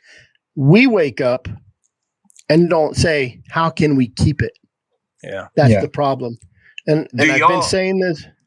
Go ahead. Brett, do y'all have ballot referendums in the state of New Mexico? You're talking to the wrong guy. I don't. So that is how Colorado got changing the lion hunting laws on the books. Texas does not have ballot referendums, but in Colorado, you can go get us 50,000 signatures and put something on the ballot. Get it on there. And in Colorado in November, unfortunately, I believe that mountain lion and bobcat hunting is going to become illegal. The antis have figured out that the best chance they have of making this illegal is in states with ballot referendums. So after November, if that does indeed pass, they're not going to go home and relish in victory. They're going to move to the next state that has ballot referendums. And in my opinion, it's either going to be New Mexico or Arizona. Yeah. One of the two. And now's a good time to bring this up. I mean, what you've done, Cody, to help out is, I don't know of anybody who's done that much. Chris the same way. We've tried to promote it and raised a bunch of money to help, try to fight it in some way. We hadn't even got to that yet tonight. Yeah, we haven't yet. My English friend's going to be surprised. But no. So I talked to you the last time y'all had me on a live. You and Chris and Benny were discussing this very issue. And y'all brought up the houndsman's need to donate money to a certain organization to try to help fight the fight in Colorado. And as soon as we got off the live, I sent both of y'all a text message with a proposition. And then I got on a plane to Africa and was gone for 18 days. And me and Chris got together and said, there is no way we're going to let this get away from us. Cody's going to have to pay for this one. I'm proud of you guys. I opened my mouth. So Scott, just before we left to Africa, these guys were talking about trying to donate $50 to the, or $100 to this Colorado Hunt Foundation. And I told these two hard-headed bastards that I would match all of their donations up to $10,000. And I land back from Africa finding out that I've got a $10,000 bill to pay. and a $20,000 Taylor Swift ticket bill. Yeah, that's a whole. That's a. Do y'all have any idea what Taylor Swift tickets cost? No, I don't. I Well, couldn't let me even tell tell you you what what. song she sings. A lesson to everyone. Don't tell your daughter that if she accomplishes certain goals, you will buy her Taylor Swift ticket concerts without researching what Taylor Swift concert tickets cost.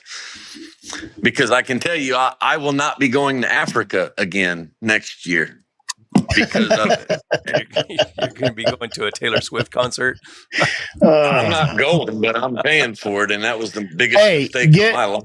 Hey, get Domingo over here as her chaperone to go, and you'll be all right. So, how much money did y'all raise for this organization? So Cody calls me and he says, "What did we raise?" And I told him. He says, "It would have been real embarrassing if it was only like $350." And I said, "Well, it's not." And see, right now, let me pull up my. We screwed around there and at our rendezvous and raised a ton of money. Almost $1,000 on 3 dogs. I know. Let me see. Oh, let me find it here. And I think I bought my own dog and gave it away. I think everybody chipped in on that dog for a 12-year-old girl. Yeah, she wanted him real bad. Trying to get it to open here. So I want to hear what y'all raised, and then y'all can add. I want to hear what y'all raised first. So everything I got written down is $11,145. And is the cutoff? So we've already reached the max. Oh yeah. So we're going to call the cutoff time as of now, immediately. Yeah. We're going to put an end to this shit. You guys are way more popular than I thought you were. I'll tell you that right now. You know, listen, we had money. We had thousands in the first week. It was crazy. I had, there's a guy named Tim. I don't know his last name. I've met him before. And my dog, he donated $3,500, $3,600 and something dollars. Missouri Trailhound Association donated like $1,600, almost $1,700. Our rendezvous put in $940. W Hunting put in $1,500, and then another $580. So, and then we had a bunch of 50s, 100s, 10s, 20s. So every penny counts, and that's what people need to realize. Every penny counts. Chris, have you figured out? Oh, go ahead, Cody. So what we're gonna do? You said it was 11,000. What? I put a $10,000 max on it. Yeah. Since it's not extremely more than that, it's 11,145. All right. So multiply that times 2, and we'll go a little past the $10,000 cap that we put on it. And I will match every dollar that y'all raised for the hunt to Colorado. Times 2 is $22,291.08. That's how much y'all raised. And All Valley, which is my business name, I ain't donating nothing. My wife is. But we will write you a check for half that amount. So my next question is, who do I need to pay? How do you want me to pay? I think we should just go. I think we should just have them go to Save the Hunt Colorado and donate the 11,145. Yeah, or make it 11,500, and then that's 23,000 going to them, and we'll be in good shape. And then and it goes directly to Save the Hunt Colorado, and do they have? So it's between now. I know they had to find out the wording or something after September 4th, correct? Oh, it's proposition. I posted it 127. Okay, right, Robert, I know you're on here. Proposition 127. I might be 123. Just say it, Robert. Just say it. I've got all day for you.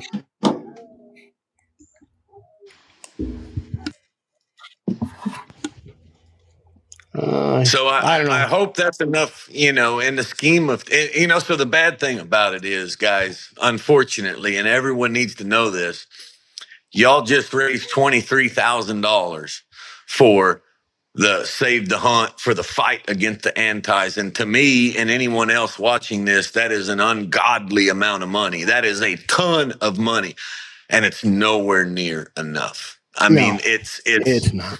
In the scheme of things, that's nothing, you know. And I know Dan Gates had said they'd already had $300,000. Proposition 127, guys. Just go in the legislature. Yeah. Crazy. You know? And there is two places you can donate. I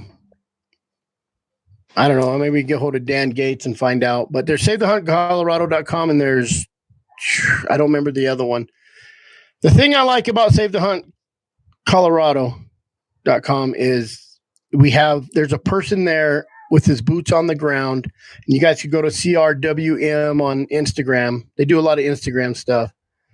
And the guy, there's, for people who don't, or have that feeling, we've had a few people say, we don't know. But this guy he's out there doing it. And if anybody else wants to go out there and do it, what he's doing, go do it. You know what I mean? Go lose family time, go lose hunting time to go around and try to talk people into not voting for that. And just because he's not, we were told that they felt that he was kind of rude to us. I don't care. The guy is a speaker and he's out speaking. We're not his people that he has to talk to every day. He's trying to convince people who don't like hounds or don't know hounds or have no clue about the process. That's the people he needs to talk to. He don't need to impress me none. Don't need to impress me none. You know? So, and that's absolutely right. Cody stepped up, but there's a lot of people that stepped up. Even a $10 donation.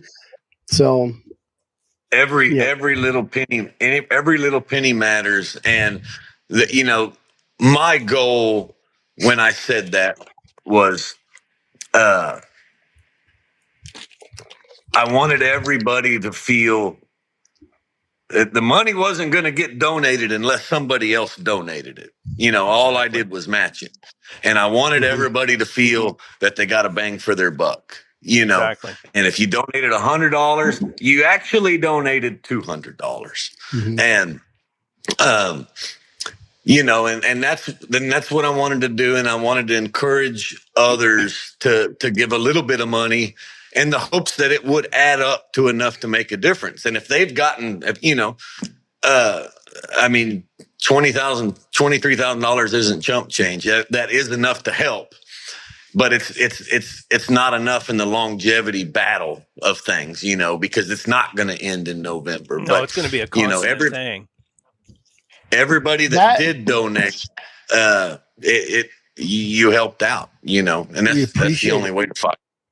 And that's what I say. Even a $10 donation is just appreciated, because that $23,000 could mean the last 100 votes that make it not go.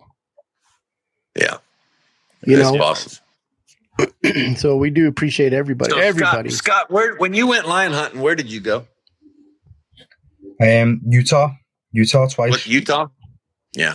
I tell you, if you ever want to come and experience an authentic dry ground lion hunt, I'll take you with Mike Root.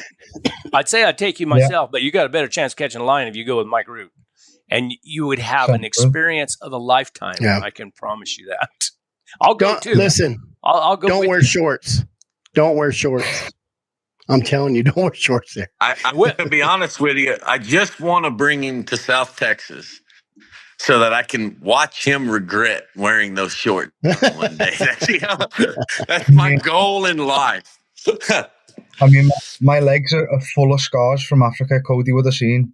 Oh yeah, he got tore up. So I turn around and Scott's filming his legs that are just as bloody as legs could be. And then you hear him narrating, I just got attacked by the leopard, and he's got this blood all over his legs. He's making this bullshit video, and then all the trackers are just cracking up laughing. We had a hoot, man. We had a good time. Once in a lifetime hunt, and so we went last year, and we did tree a leopard, a young one. We did get after a female, but we didn't get one caught. And then we went back this year, and it from a financial aspect, on day 8 and day 9, you start thinking, I was able to pull this together 2 years in a row. I'm not going to be able to do it a third year, and so that doubt you were talking about starts coming into play. And then I'm like, God dang it. It's not. And of course, a lot of these hunts, you go on a leopard hunt, the leopard hunt costs X amount of dollars, but the big money doesn't get paid unless you kill a leopard. But just the trip is very expensive, and the tickets. And of course, I'm paying for my dad to go over there with me too, so it all kind of add up. And as it's going by, and then you trail it and you don't catch it, and then it disappears, then it disappeared for days. We couldn't find its tracks. And you start going, man, I'm maybe in 10 years when I'm 50, I'll get to go again, but I'm not going to be able to spend this kind of money 3 years in a row. I shouldn't have done it 2 years in a row. And then all of a sudden it's just treed. It happens, as y'all know, it happens in the blink of an eye. And Gavin went from the shittiest houndsman in the world to the best leopard hunter I know. Let me tell you, he's a king, man. I don't know. I'd have been like, Scott's kind of being my bad luck charm here. I might have to leave him next time. The thought crossed my mind multiple times. I think Scott could land. Guys, I'll be anywhere right in the United States. I think Scott could land anywhere in the United States, and he'd have an open door to go hunt anywhere. Now, if you want to come to Arizona and film some trashy dogs chasing what they're not supposed to put it in chapter 13 of what you're not supposed to do, come on over. I'll show you. And that's the beauty of the hound hunting community. And because of the work that Scott's done, and because of the devotion that he has shown to documenting this, you're absolutely right.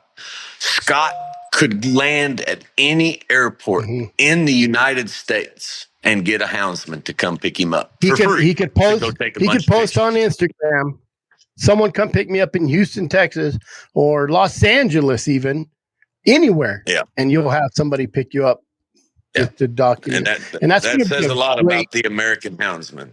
That's going to be a great book too, because it's so international. Like you said, I didn't even think they hunted hounds like that over in any other country, You don't know what you don't know, and Scott's full of information that we don't know. Mm-hmm. And I highly suggest, that y'all can talk now that y'all all know each other. Y'all can talk and do some work together in the future, because he's done some really cool stuff.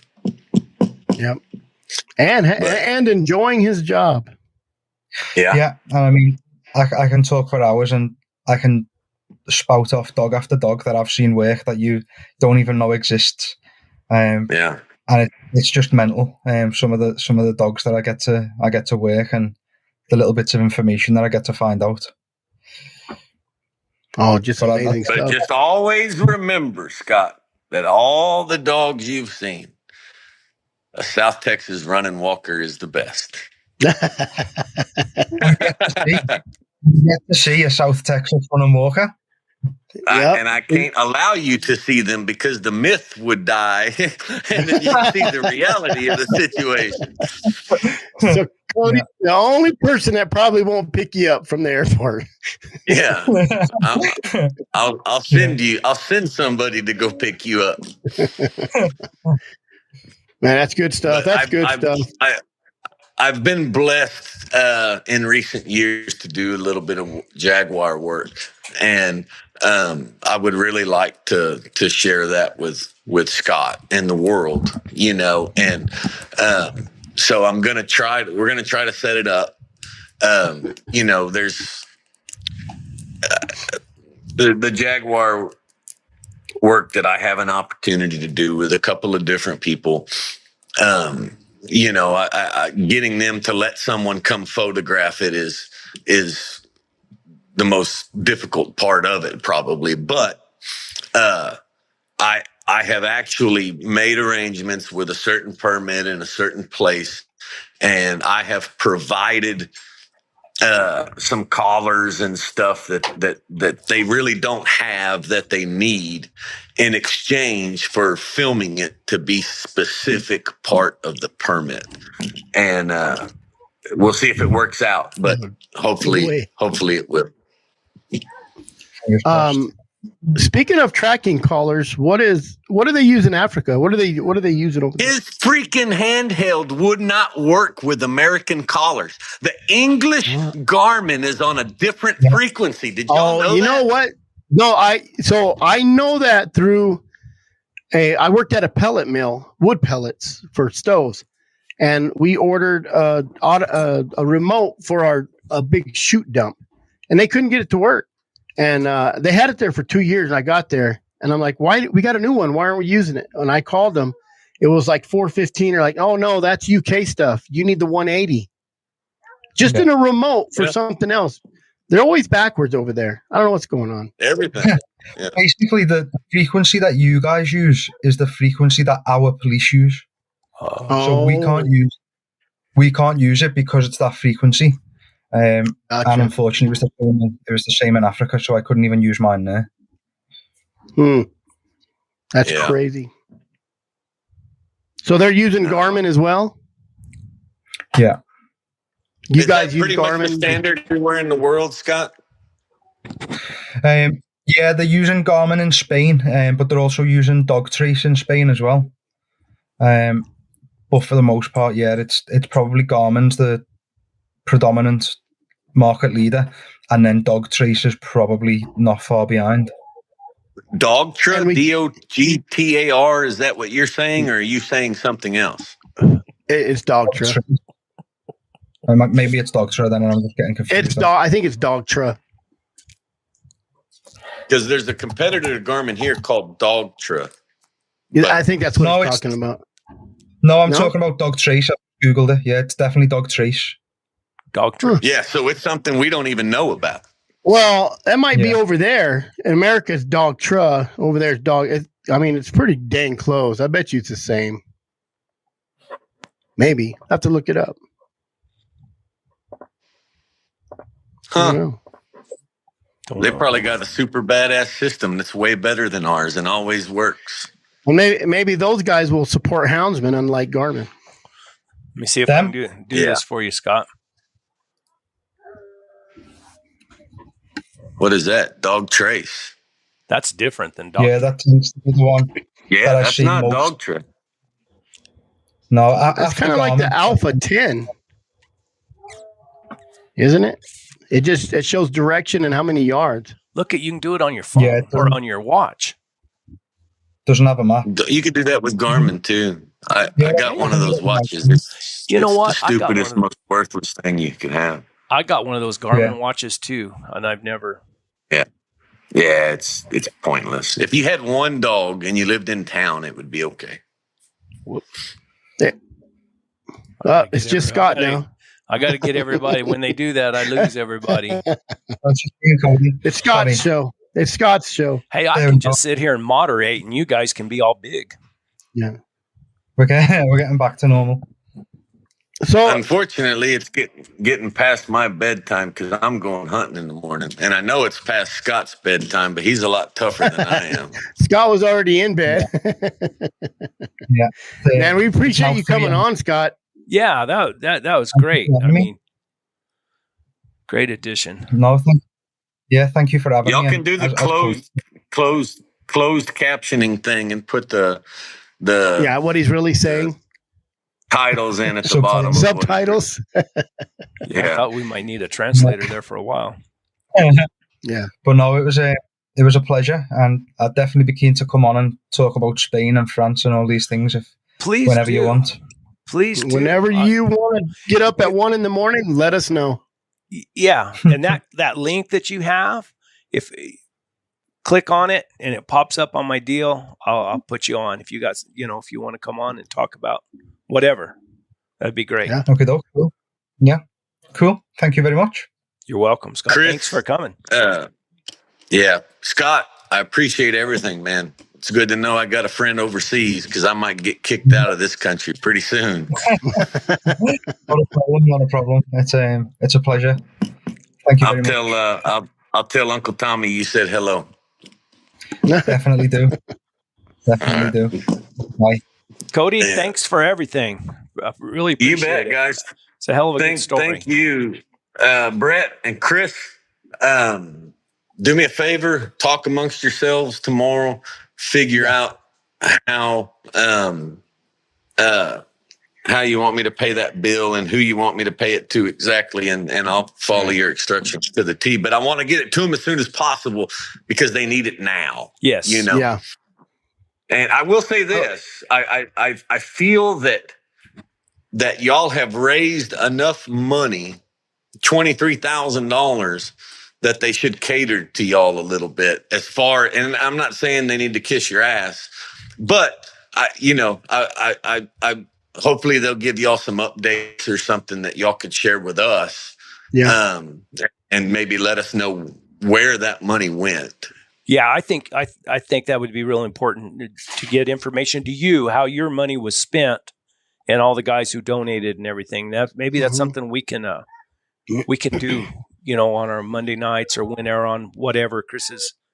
I can tell you this: Facebook, if someone gave me $23,000, I would get on one of their Monday night lives just to have a few-minute conversation with them. So maybe that's something y'all can arrange. Or well, now that the prop is out, I think they're going to they can get their stuff together and kind of formulate their plans and put them to action.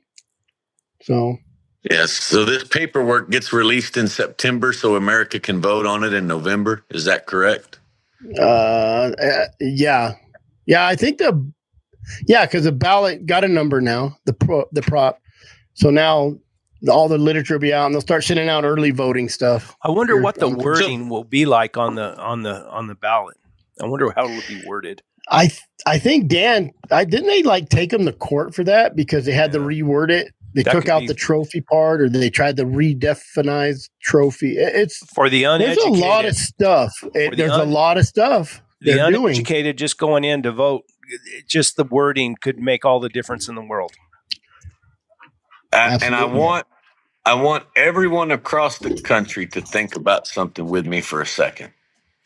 I want you to imagine that you've grown up hound hunting your whole life and your grandpa did it, and you grew up doing it with your grandpa, and your dad did it, and you grew up doing it with your dad, and now you have a son and they did it, and now you have a grandson and they do it, and you live in the state of Colorado, and you're facing the fact that in November you're likely going to be told that you cannot do this anymore. Yeah. That's condemning you. It's condemning you. Yeah. I mean, just think about that for a second.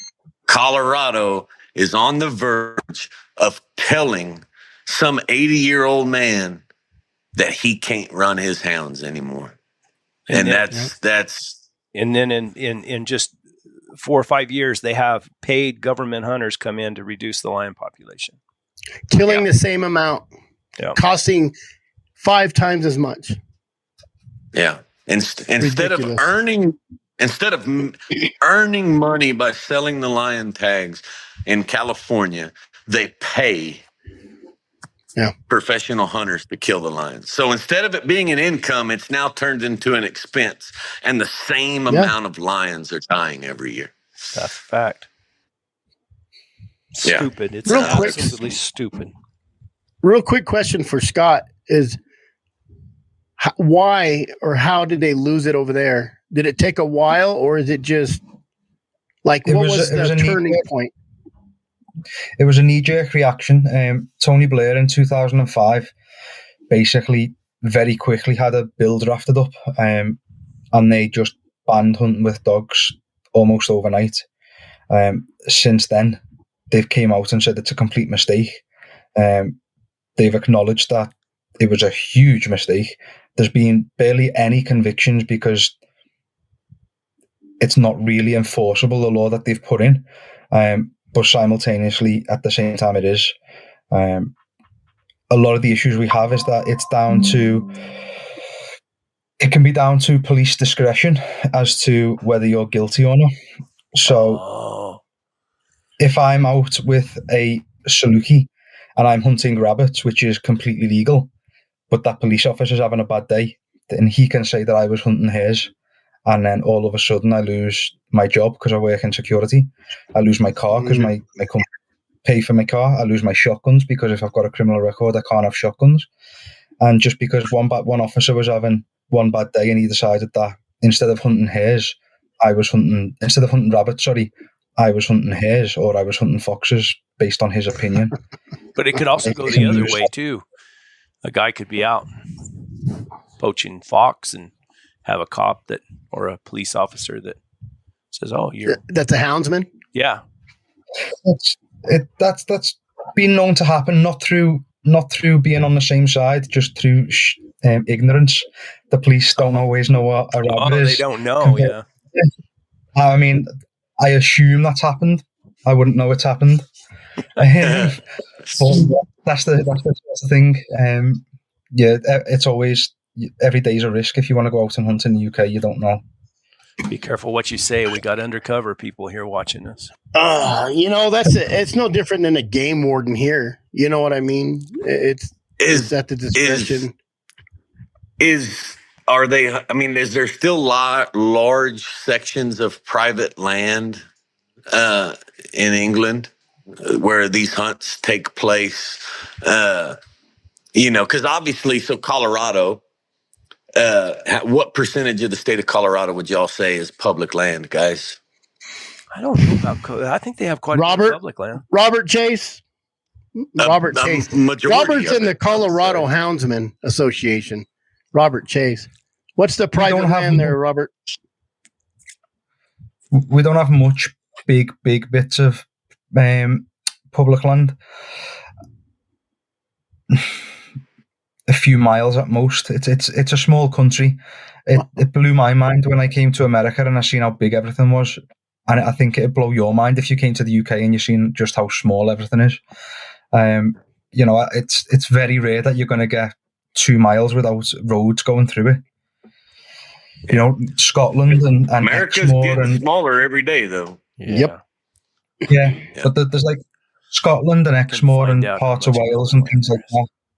There's still going to be areas where there's big open, untouched bits of land, but they're going to be privately owned, or they're going to be leased grazing lands, or there's always something.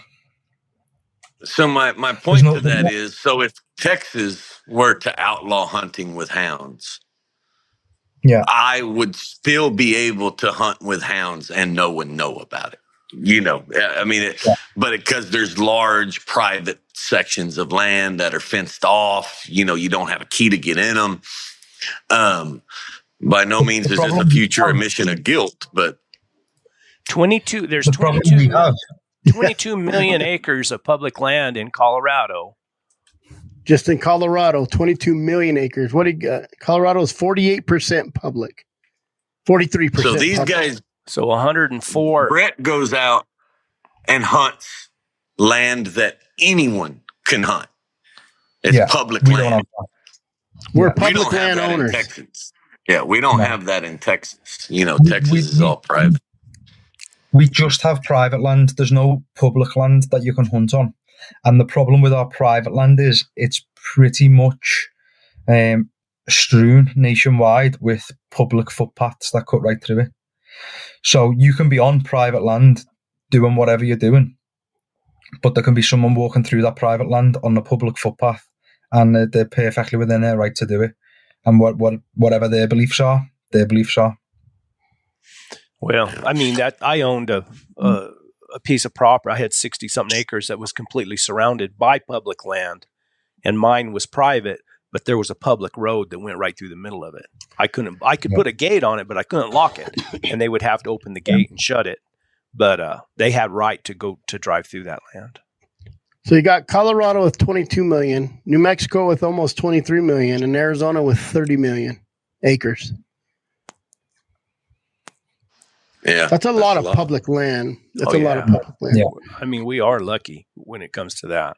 Yeah. I mean, I don't ever think about I can just settle. And I understand that public land has to be stricter rules, because here in Texas, if this guy owns 10,000 acres and he wants to kill every animal that walks on it, it sucks, but it's his land. He can kill them all, but it's not going to affect anything because he's got less than 1% of 1% of 1% of the private land around it.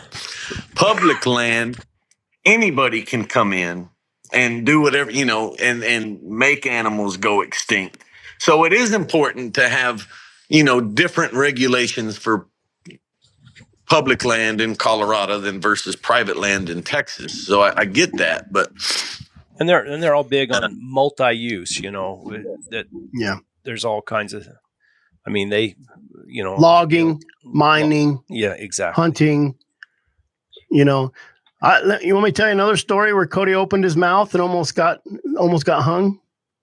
He says, "Chris, if you have an extra seat at that table, I'm going to fly to Arizona and go to that Bighorn Sheep Society banquet." And he calls me and I said, I filled it up. He goes, "Oh man, thank goodness." I said, "But I might have a guy who's going to donate $900 to buy another table. So don't open your mouth too far." Yeah, I shut up real quick after that. You've already got one table filled, so you don't need me. But so Scott, in England, is there other hunting that's popular? Non-hound hunting? I mean, is it very big? Yeah, so birds. In terms of with dogs, well, as Brett said, there's a lot of game shooting, driven pheasants and rough walked up or wild fowling for geese and ducks and things like that. But in terms of out and out working dogs, then it's probably ferreting, where you put a ferret down a hole and the rabbit runs out. And then just someone deer hunting on their own, not using dogs or anything anyway. Deer stalking is fairly popular, but it tends to be in certain areas, and then the people who manage certain areas tend to get quite a lot of that area, and it becomes quite exclusive. How are the relationships between the non-dog hunters with the dog hunters? How is that relation? Because here in Texas, we have way more deer hunters and hog hunters and javelin hunters and exotic hunters that don't use dogs in any way. And then we have dog hunters, and there's a lot of conflict there sometimes. A lot of times the two don't like each other very much. We have that same problem here. There can be, in that there's a lot of dogmen were made illegal overnight, and they didn't necessarily stop their way of life. And then there's a lot of deer stalkers who think that they own the deer, and sometimes the dogs are maybe catching them deer, and it causes issues. But who owns what? It's one of them. It's a tough scenario. I think you'd be surprised at the people who don't really know anything about hunting with hounds. I mean, you run into somebody and they're asking about the dogs, or because of the videos I make, they'll ask about the dogs. They'll say, "Well, what's that antenna? What are they doing? What do you do with those dogs?" And you explain it to them. And I have yet to really run into anybody. Well, when I was up on my property in the mountains one time, I ran into a turkey hunter that was upset. But most of the time, they're real fascinated with it. How does it work? What do they do? And so most of them, they don't know anything about it. And that's why I think that it's so important to try to control the narrative. That if they hear first from somebody and they see that vision of bunch of screaming dogs barking at the bottom of a tree, and that's all they see, it might leave a bad impression. Yeah. Or the one video on Facebook that went viral because it shows dogs ripping something apart. Yeah. There's no need for that. I mean, of course, I've been guilty in the past, but it's not necessary. And I think in the position we're in it now, it really isn't. We talked about how it's nice that everybody could talk to everybody on social media, but it can hurt you just as well. Yeah. Double-edged sword, right? Yeah. So we got to let Scott go to bed before he falls asleep. Look at Cody too. 3:17 in the morning. I'm just getting tired looking at him. God dang, he looks like he's been up all night. Thank you, Jen. Thank you, Jen. Thank you all. Scott got him a new Texas girlfriend that he met in South Africa, guys. What? Oh. I wish I did, but I was nowhere near. She drank me under the table. Yeah, he got out drunk by a Texas girl. God dang, she represented. I threw up and she made sure I got home safe. That sounds just like one of those Texas women. Yeah. So, on that note, thank you, Scott. Very much. Scott, thank sir. you. Appreciate your time. Now that the Englishman's gone, I can talk some trash about it. Yeah, now you can tell your lies. No, that's the only Englishman that I've ever befriended, and that's the only one I know. But if they're all like that, England's a good place to be. He's all right, guys. Y'all will get along with him very, very well. It'd be fun to have to come on, with his experiences and everything that he's bring his pictures and stuff. That'd be cool. Yeah, and y'all could even, kind of stretch it out and do a region at a time, maybe every couple of months get Scott to come on. And tonight we're going to talk about France, and then the next time we'll talk about Spain and well, who thinks about France and hounds? I would never and hounds. Like they have those French hounds. What are they? Big old, like a bloodhound type, real good noses on them. I've heard in the past. Yes, they do. Ah, man. Gavin told me about them. I don't remember now, though. There you go. But no, I was speaking of that, where does his hounds come from? What can y'all say that? I don't know. He said, until I started watching Brett's channel, I didn't know that much about houndsmen. Glad I saw him showing a video of riding his mule on the Jornada del Muerto. Journey of Death. Muerto. Yeah. I've been hooked ever since. Yeah. I'm colorblind, so I can't see red very well. I can't read that red text. Look at that. Know how to change that. I can change it. Rowdy Houndsman said, I'll pay for Cody's seat at the second table. Hey, Brett. Hey, Brett mentioned going too. I'm just saying. If you get a second table, why am I saying he said it. He said it. You better watch yourself. And I'm not good in public, in crowds. We're just there to make a presence. That's what I try to tell these houndsmen. You just got to show up and mingle. Somebody tell me to keep my mouth shut. You told yourself when you cut yourself off. It'll be a good time.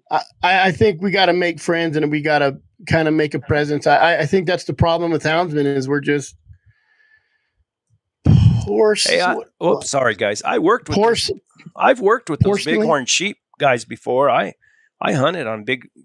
You couldn't say anything about it, but on sheep range. It says porcelain hounds, salt. Yes, yes. Onions. It's some French stuff, but yeah. One day, me and Brett will go on, not live, and try to fix all this stuff that we think about when we're on live, like the lettering or. I don't know if you saw Cody, but did you have to get a lot of vaccines? to go to Africa? No, and none at all. Did you talk to Art? Tim Brink asked if you talked to Art. Who's Art? I don't know. Let me find it. Arturo. I got a guy that works with me named Arturo. I can ask him something. Here. No, you just have to take anti-malaria medicine while you're there. Doxycycline. Did Cody see where I asked if he ever got the chance to talk to Art? Must be over in Africa somewhere. Yeah, I don't know who Art is. Whoever's asking that. I can't see comments when I'm live. I can see them if I'm watching, but I can't see them if I'm live. Yeah. I spelled that totally wrong. Salt onions, porcelain hounds. I don't know. He even spelled wrong. You got big fingers, don't you? And he's typing on a phone, I bet. Or he types like me on the keyboard. Cody, we appreciate you taking some time coming out. Yeah. We appreciate you matching. We're going to appreciate you at the table September 28th. Yeah. I might just have to do it now, as long as there's an airport wherever it's at. Where's this place at? Where's this going to happen Scottsdale. at? Scottsdale. Just let's see what's real close to Scottsdale there. Just all you got to do is they got us. There's a lion track out there somewhere, and he'll drive 40 hours to get to a lion track. Camp Verde. There's lines up in Camp Verde. I always give Brett shit because he likes to hunt close to his house. And one day he called me. He said, "What are you doing?" I said, I'm driving to your house. He said, "Why?" I said, "Oh, some friends of mine saw a lion track in the snow up there this morning." Man, I felt so bad. I sat there and thought, man, you did. I won't even hardly drive 2 hours away. And here's Cody driving from South Texas to 2 hours from my house here to a good lion track. Gascon Santiagos are the big white ones that Gavin had 20 years ago. Gascon. Yeah. Yes. Gascons. That's what Gavin used to have. Yeah, Gavin had some of them. Gavin lived up there for a while. Benny needs to chime in. Art. The guy that was from Africa that used to get on Big Game Houndsman all the time. Because one of those guys, they invited me out just to come out and hang out with them on some hunts. Who's Art? I'm curious of Art. The Bobcat guy. He gave you I sent you a number for Art in Texas, or he's from Oregon, but he hunts in Texas. Oh, Cody, talk about Oregon. We gotta explore this South Texas rig man here. Yeah. You can't be telling people that I'm buying dogs, Brett. Well, I didn't say anything about buying. I think he ratted himself out a few weeks ago talking about it. Yeah. So as y'all, the one of the last times I was on the live, I told you that I had witnessed some Oregon's dogs' ability to rig cold tracks from the box, cold bobcat tracks. I seen it with my own eyes, as cold as you could possibly want to start. And it set me on a journey in search of a rig dog from Oregon, a bobcat only rig dog that I could buy to put with my pack. I have some dogs that kind of rig a little bit. And I have a theory that if I can get a rig dog and put it with them, I can train my existing dogs to rig bobcats from the truck. And I want to do this for several reasons. Number one, when the cats aren't moving, I can cover more country. Number two, I hunt some very big country. I mean, I may leave camp this morning and I'm going hunting 15 miles in that direction. So now if I have rig dogs, I can hunt that 15 miles before I turn the dogs loose. And, if I'm done hunting in the morning, I'm headed back to camp, I can then hunt that 15 miles back. In March and April, when the rattlesnakes are real bad down here, you can rig a lot when the snakes are bad. If all you wanted was a rig dog, you should have just hollered at me. All you'd had to do is break him. Because they rig on everything. They rig on the neighbor's dog down here down the road. What'd that old boy tell you? What'd that old boy tell you? He's smelling something. He's smelling something back there. Trevin, I can't remember the guy's name. I know that he had some dogs. Are you talking Mike about? Leonard would know. Benny would know. I think he had some I'm dogs. looking at the camera this way. It says, are you talking about Richard? This is what Cody in South Africa. I'm doing that trying to put my cap behind the red letters so that I can read them. I can change that somehow, but probably not. Don't worry about it now. Y'all can just read it to me. But yeah, I can't read them unless I get this cap in the background, and then I can see it better. So, what else, guys? Not much. I went hunting Sunday morning, and I had a very good morning. I think it's the first time I've been since I've been back, and caught 3 bobcats. So I was very happy that my dog's being laid up for a month wasn't the end of the world. Now, do you have foxes in that country? No. Yes, but not many. Not many. I mean, I've seen more fox in the. We got a lot more foxes than we used to have, and some of the country that I have has a lot of foxes, tons of coyotes. When you're young dogs, do you ever have much problems with coyotes? Yes. Yeah. Especially when the coyotes are rutting. A very, very common thing in certain months of the year is you'll be hunting and you'll start a bobcat and them dogs will start barking. And then while you're sitting there listening to your dog's trail, you'll see coyotes crossing the road going to the dogs.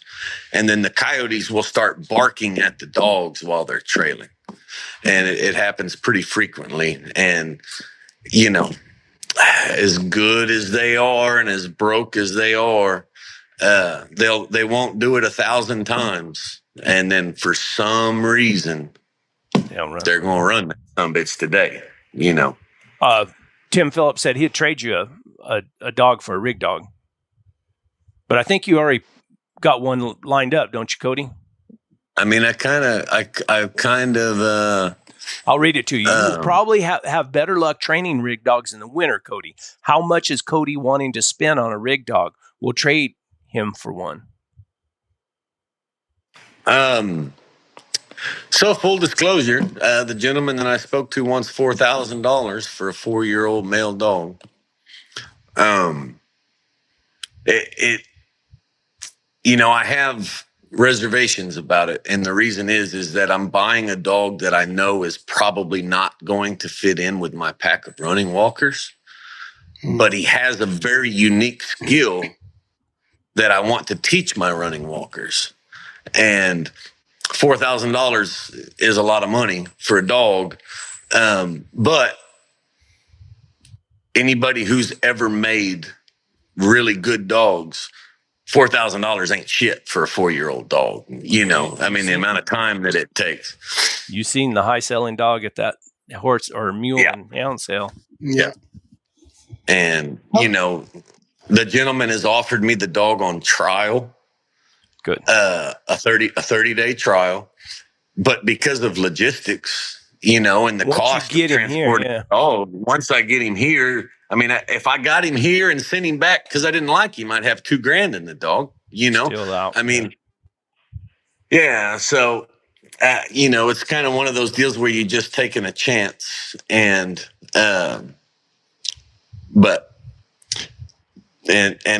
he sent me some video of the dog today. It's a good dog. The guy catches lots of bobcats.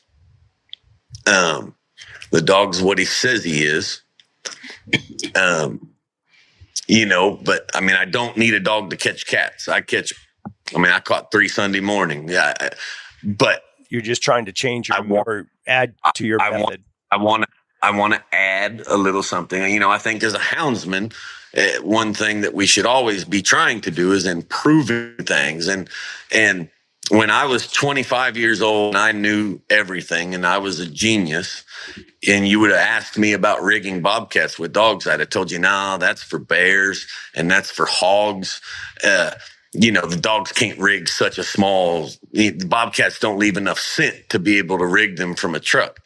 And that was my opinion, and it was wrong 100%. I have seen dogs that if you were to rig those dogs in the truck or rode my dogs on the ground, you would start the same number of cats. They can rig any cat from the truck. It's incredible. And Oregon is one of the few places like South Texas. There's 4 or 5 regions in this country that have a population of bobcats good enough to have, true bobcat hunters. And Oregon's one of them. And they rig in Oregon. That's how they hunt. That's the only way they hunt usually. So I want to take something that I learned and implement it and see how it does. It may be a waste of time. Maybe my dogs don't have the ability. I don't know. I bet they do.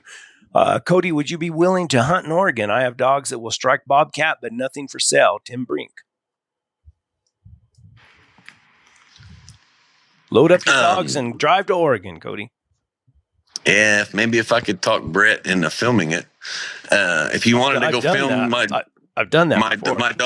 My dogs treat some cats in some trees too big for my dogs to locate them in. That's probably the place to do it.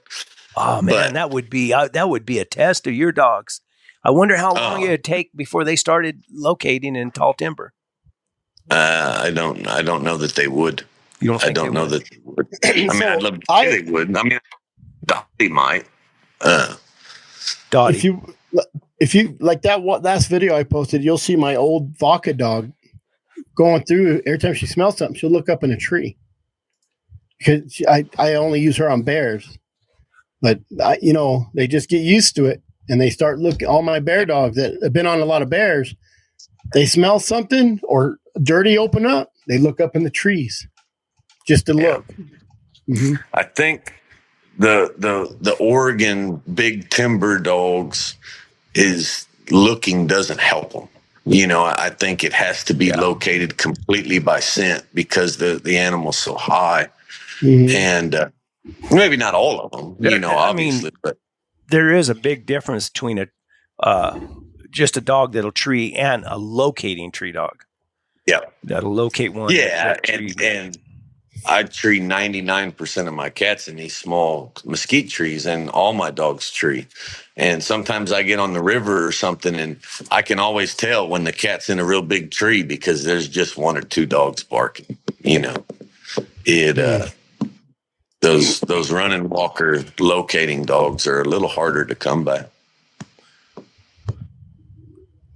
Let me see what here. I was going to show a picture. I got a picture of a half running walker. It came from Cody, just treeing his heart out. There he is. There's Jack standing on the tree right there. Jack just sitting there. Look at that. Now that's a classic tree dog view right there. Yeah, but that's also a classic South Texas tree. Yeah, that's a big one.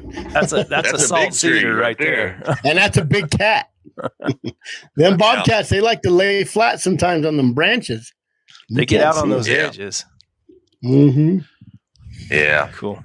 So it'll be interesting. We'll see. Ask the gentleman that was talking about it to please send me a private message on Facebook if you don't have my number already. Tim Brink? Yeah, it's just Timmy. It's the old Timmy dog. Timmy. Oh, jeez. Well, go to bed, Cody. Yeah. But I haven't settled on that dog for certain. But I'm looking.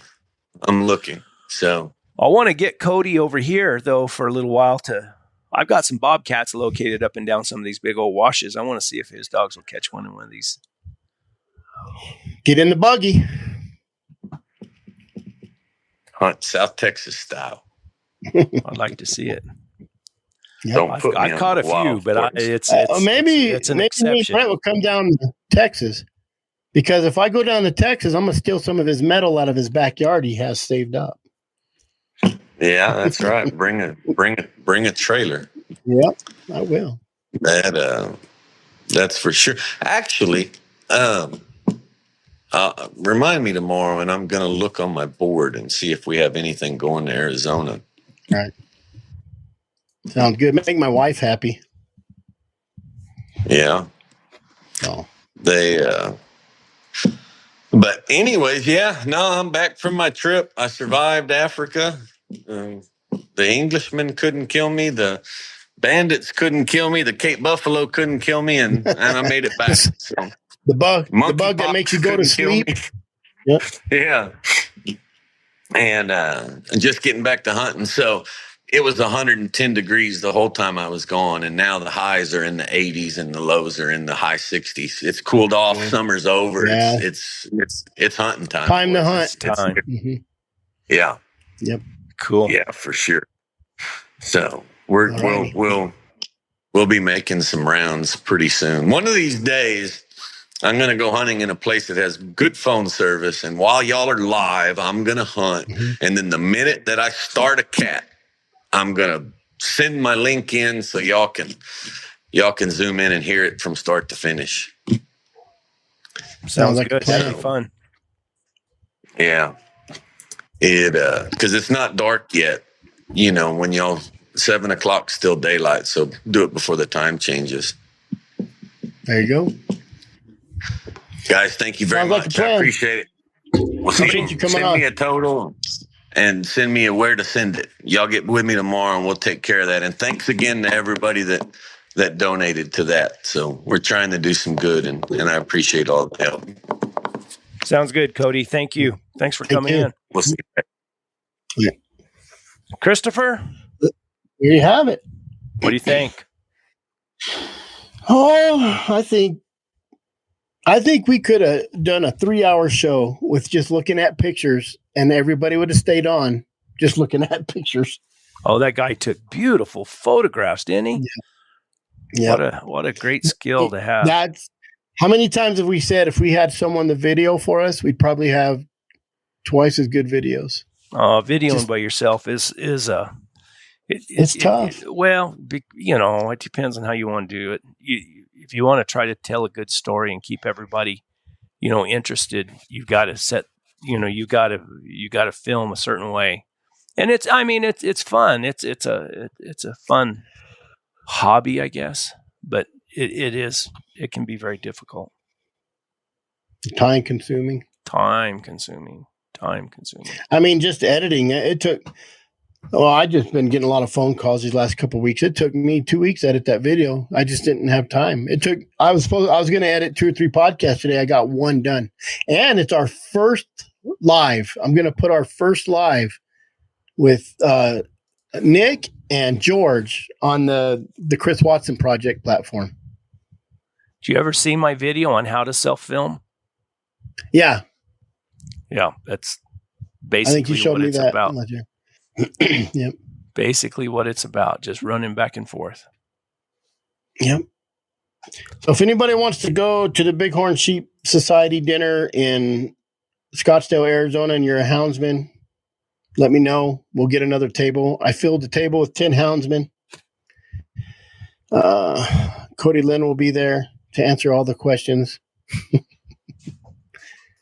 Jared Fisher will be there. What's his name? Dustin. He's in my phone as Cold Strike gear. Cold Strike, but I think it's Dustin. Is it Dustin or Justin?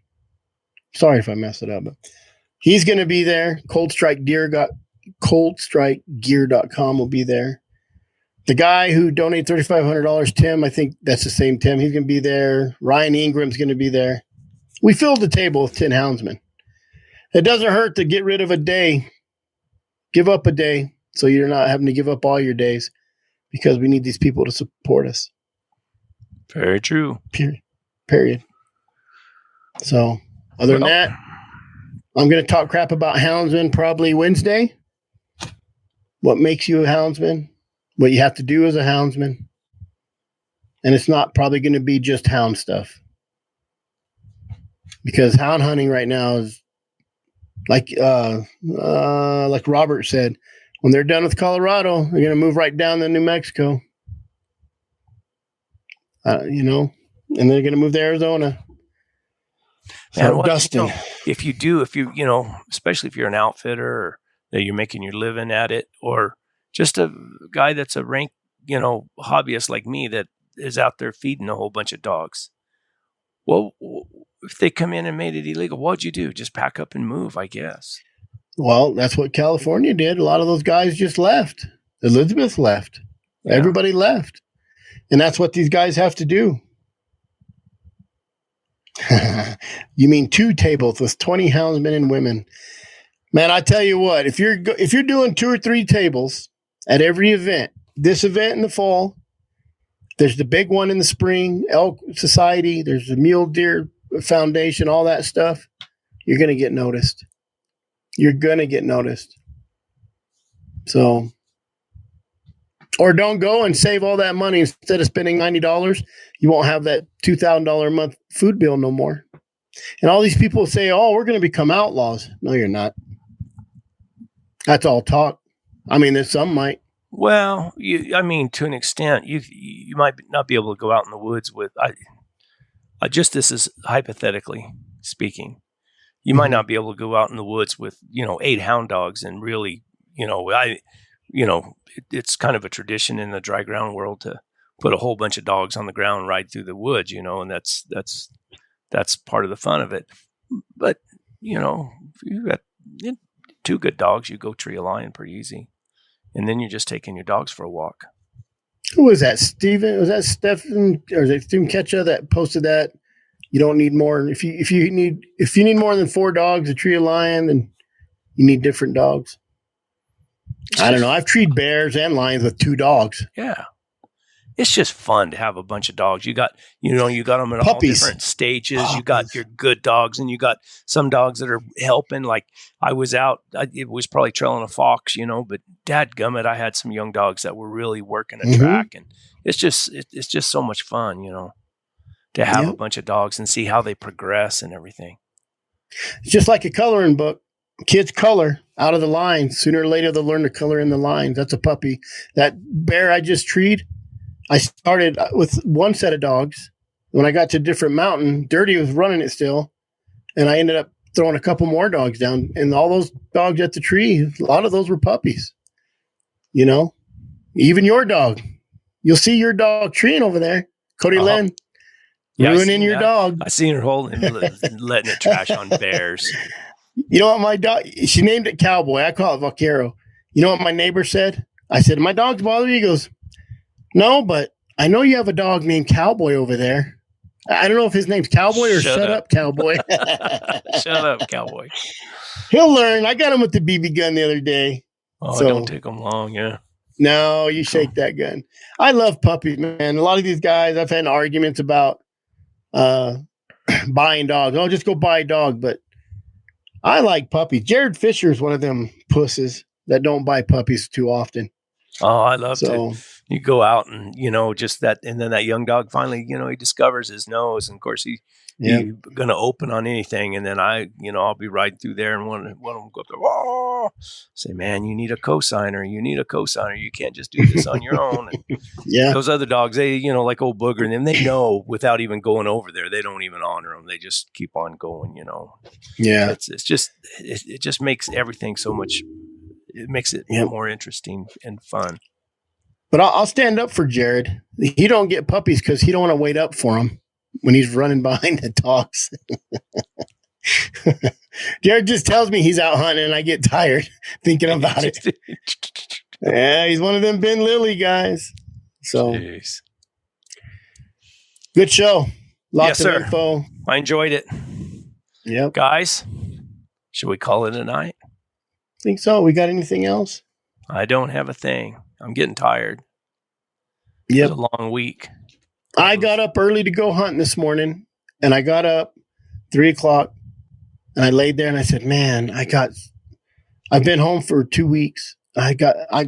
Tomorrow I'm going back to Phoenix for a concert, and then my dad sucked me into doing 2-3 days of work down there, helping him out and some stuff. So I'm just going to stay down there and come back up Friday." Bear season opens October 4th. I'm going to go set up a big camp. But I got to get my stuff done. My brain was just going crazy. Got to get stuff done because it's cooling off. I want to get in. I want to go do some lion hunting. So I was out.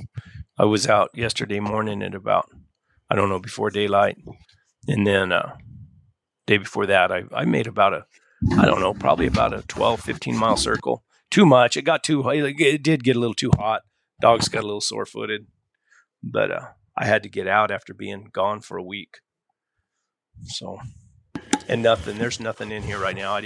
I checked all the spots that I usually go to, and no sign whatsoever. You think they'll come in when they're cooling off? Man, there's a lot of rattlesnakes out there. I see a lot of rattlesnake posts right now. I haven't seen many I didn't even run into a rattlesnake last 2 days, and usually I do when I ride that far, but I don't know. I think if there's anything right now, it's still down on the river. They work that river up and down. And I can't, right here where I'm at, you can't hardly hunt the river. It's my coyote dog right here. She's my dog that runs around the yard and goes out and fights coyotes when they come in my yard. Keeps them beat out. Chattahoochee. Mm-hmm. So. Cool. Guys. Alrighty. Chris, thank you. Good work on the Wednesday. On the whatever you call it, the money deal. Yeah, hell of a good job. So pat ourselves on the back. All righty. Good. Maybe it'll be what makes the difference. You never know. Yep. It could change that 20,000 could change one vote. That makes the difference. So, guys, thanks for showing up. We'll see you next time. Go over and watch Chris and Anecdota Houndsman Wednesday night. I'll be in. I'll pop in for a little while. I think I like to. Yep. Like to drop in, make an appearance, and see what's going on. So, and then next Monday night we'll be here. I don't know who we'll have. Chris, do you have an email? Yes, I do. anecdoteofahoundsman@outlook.com. Or look me up on Facebook, Anecdote of a Houndsman. TikTok, Anecdote of a Houndsman. Instagram, Anecdote of a Houndsman. Or Cool call beans. Brett on his personal number. Here's the...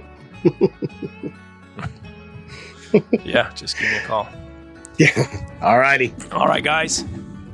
We'll see you Wednesday. Wednesday. Bunch of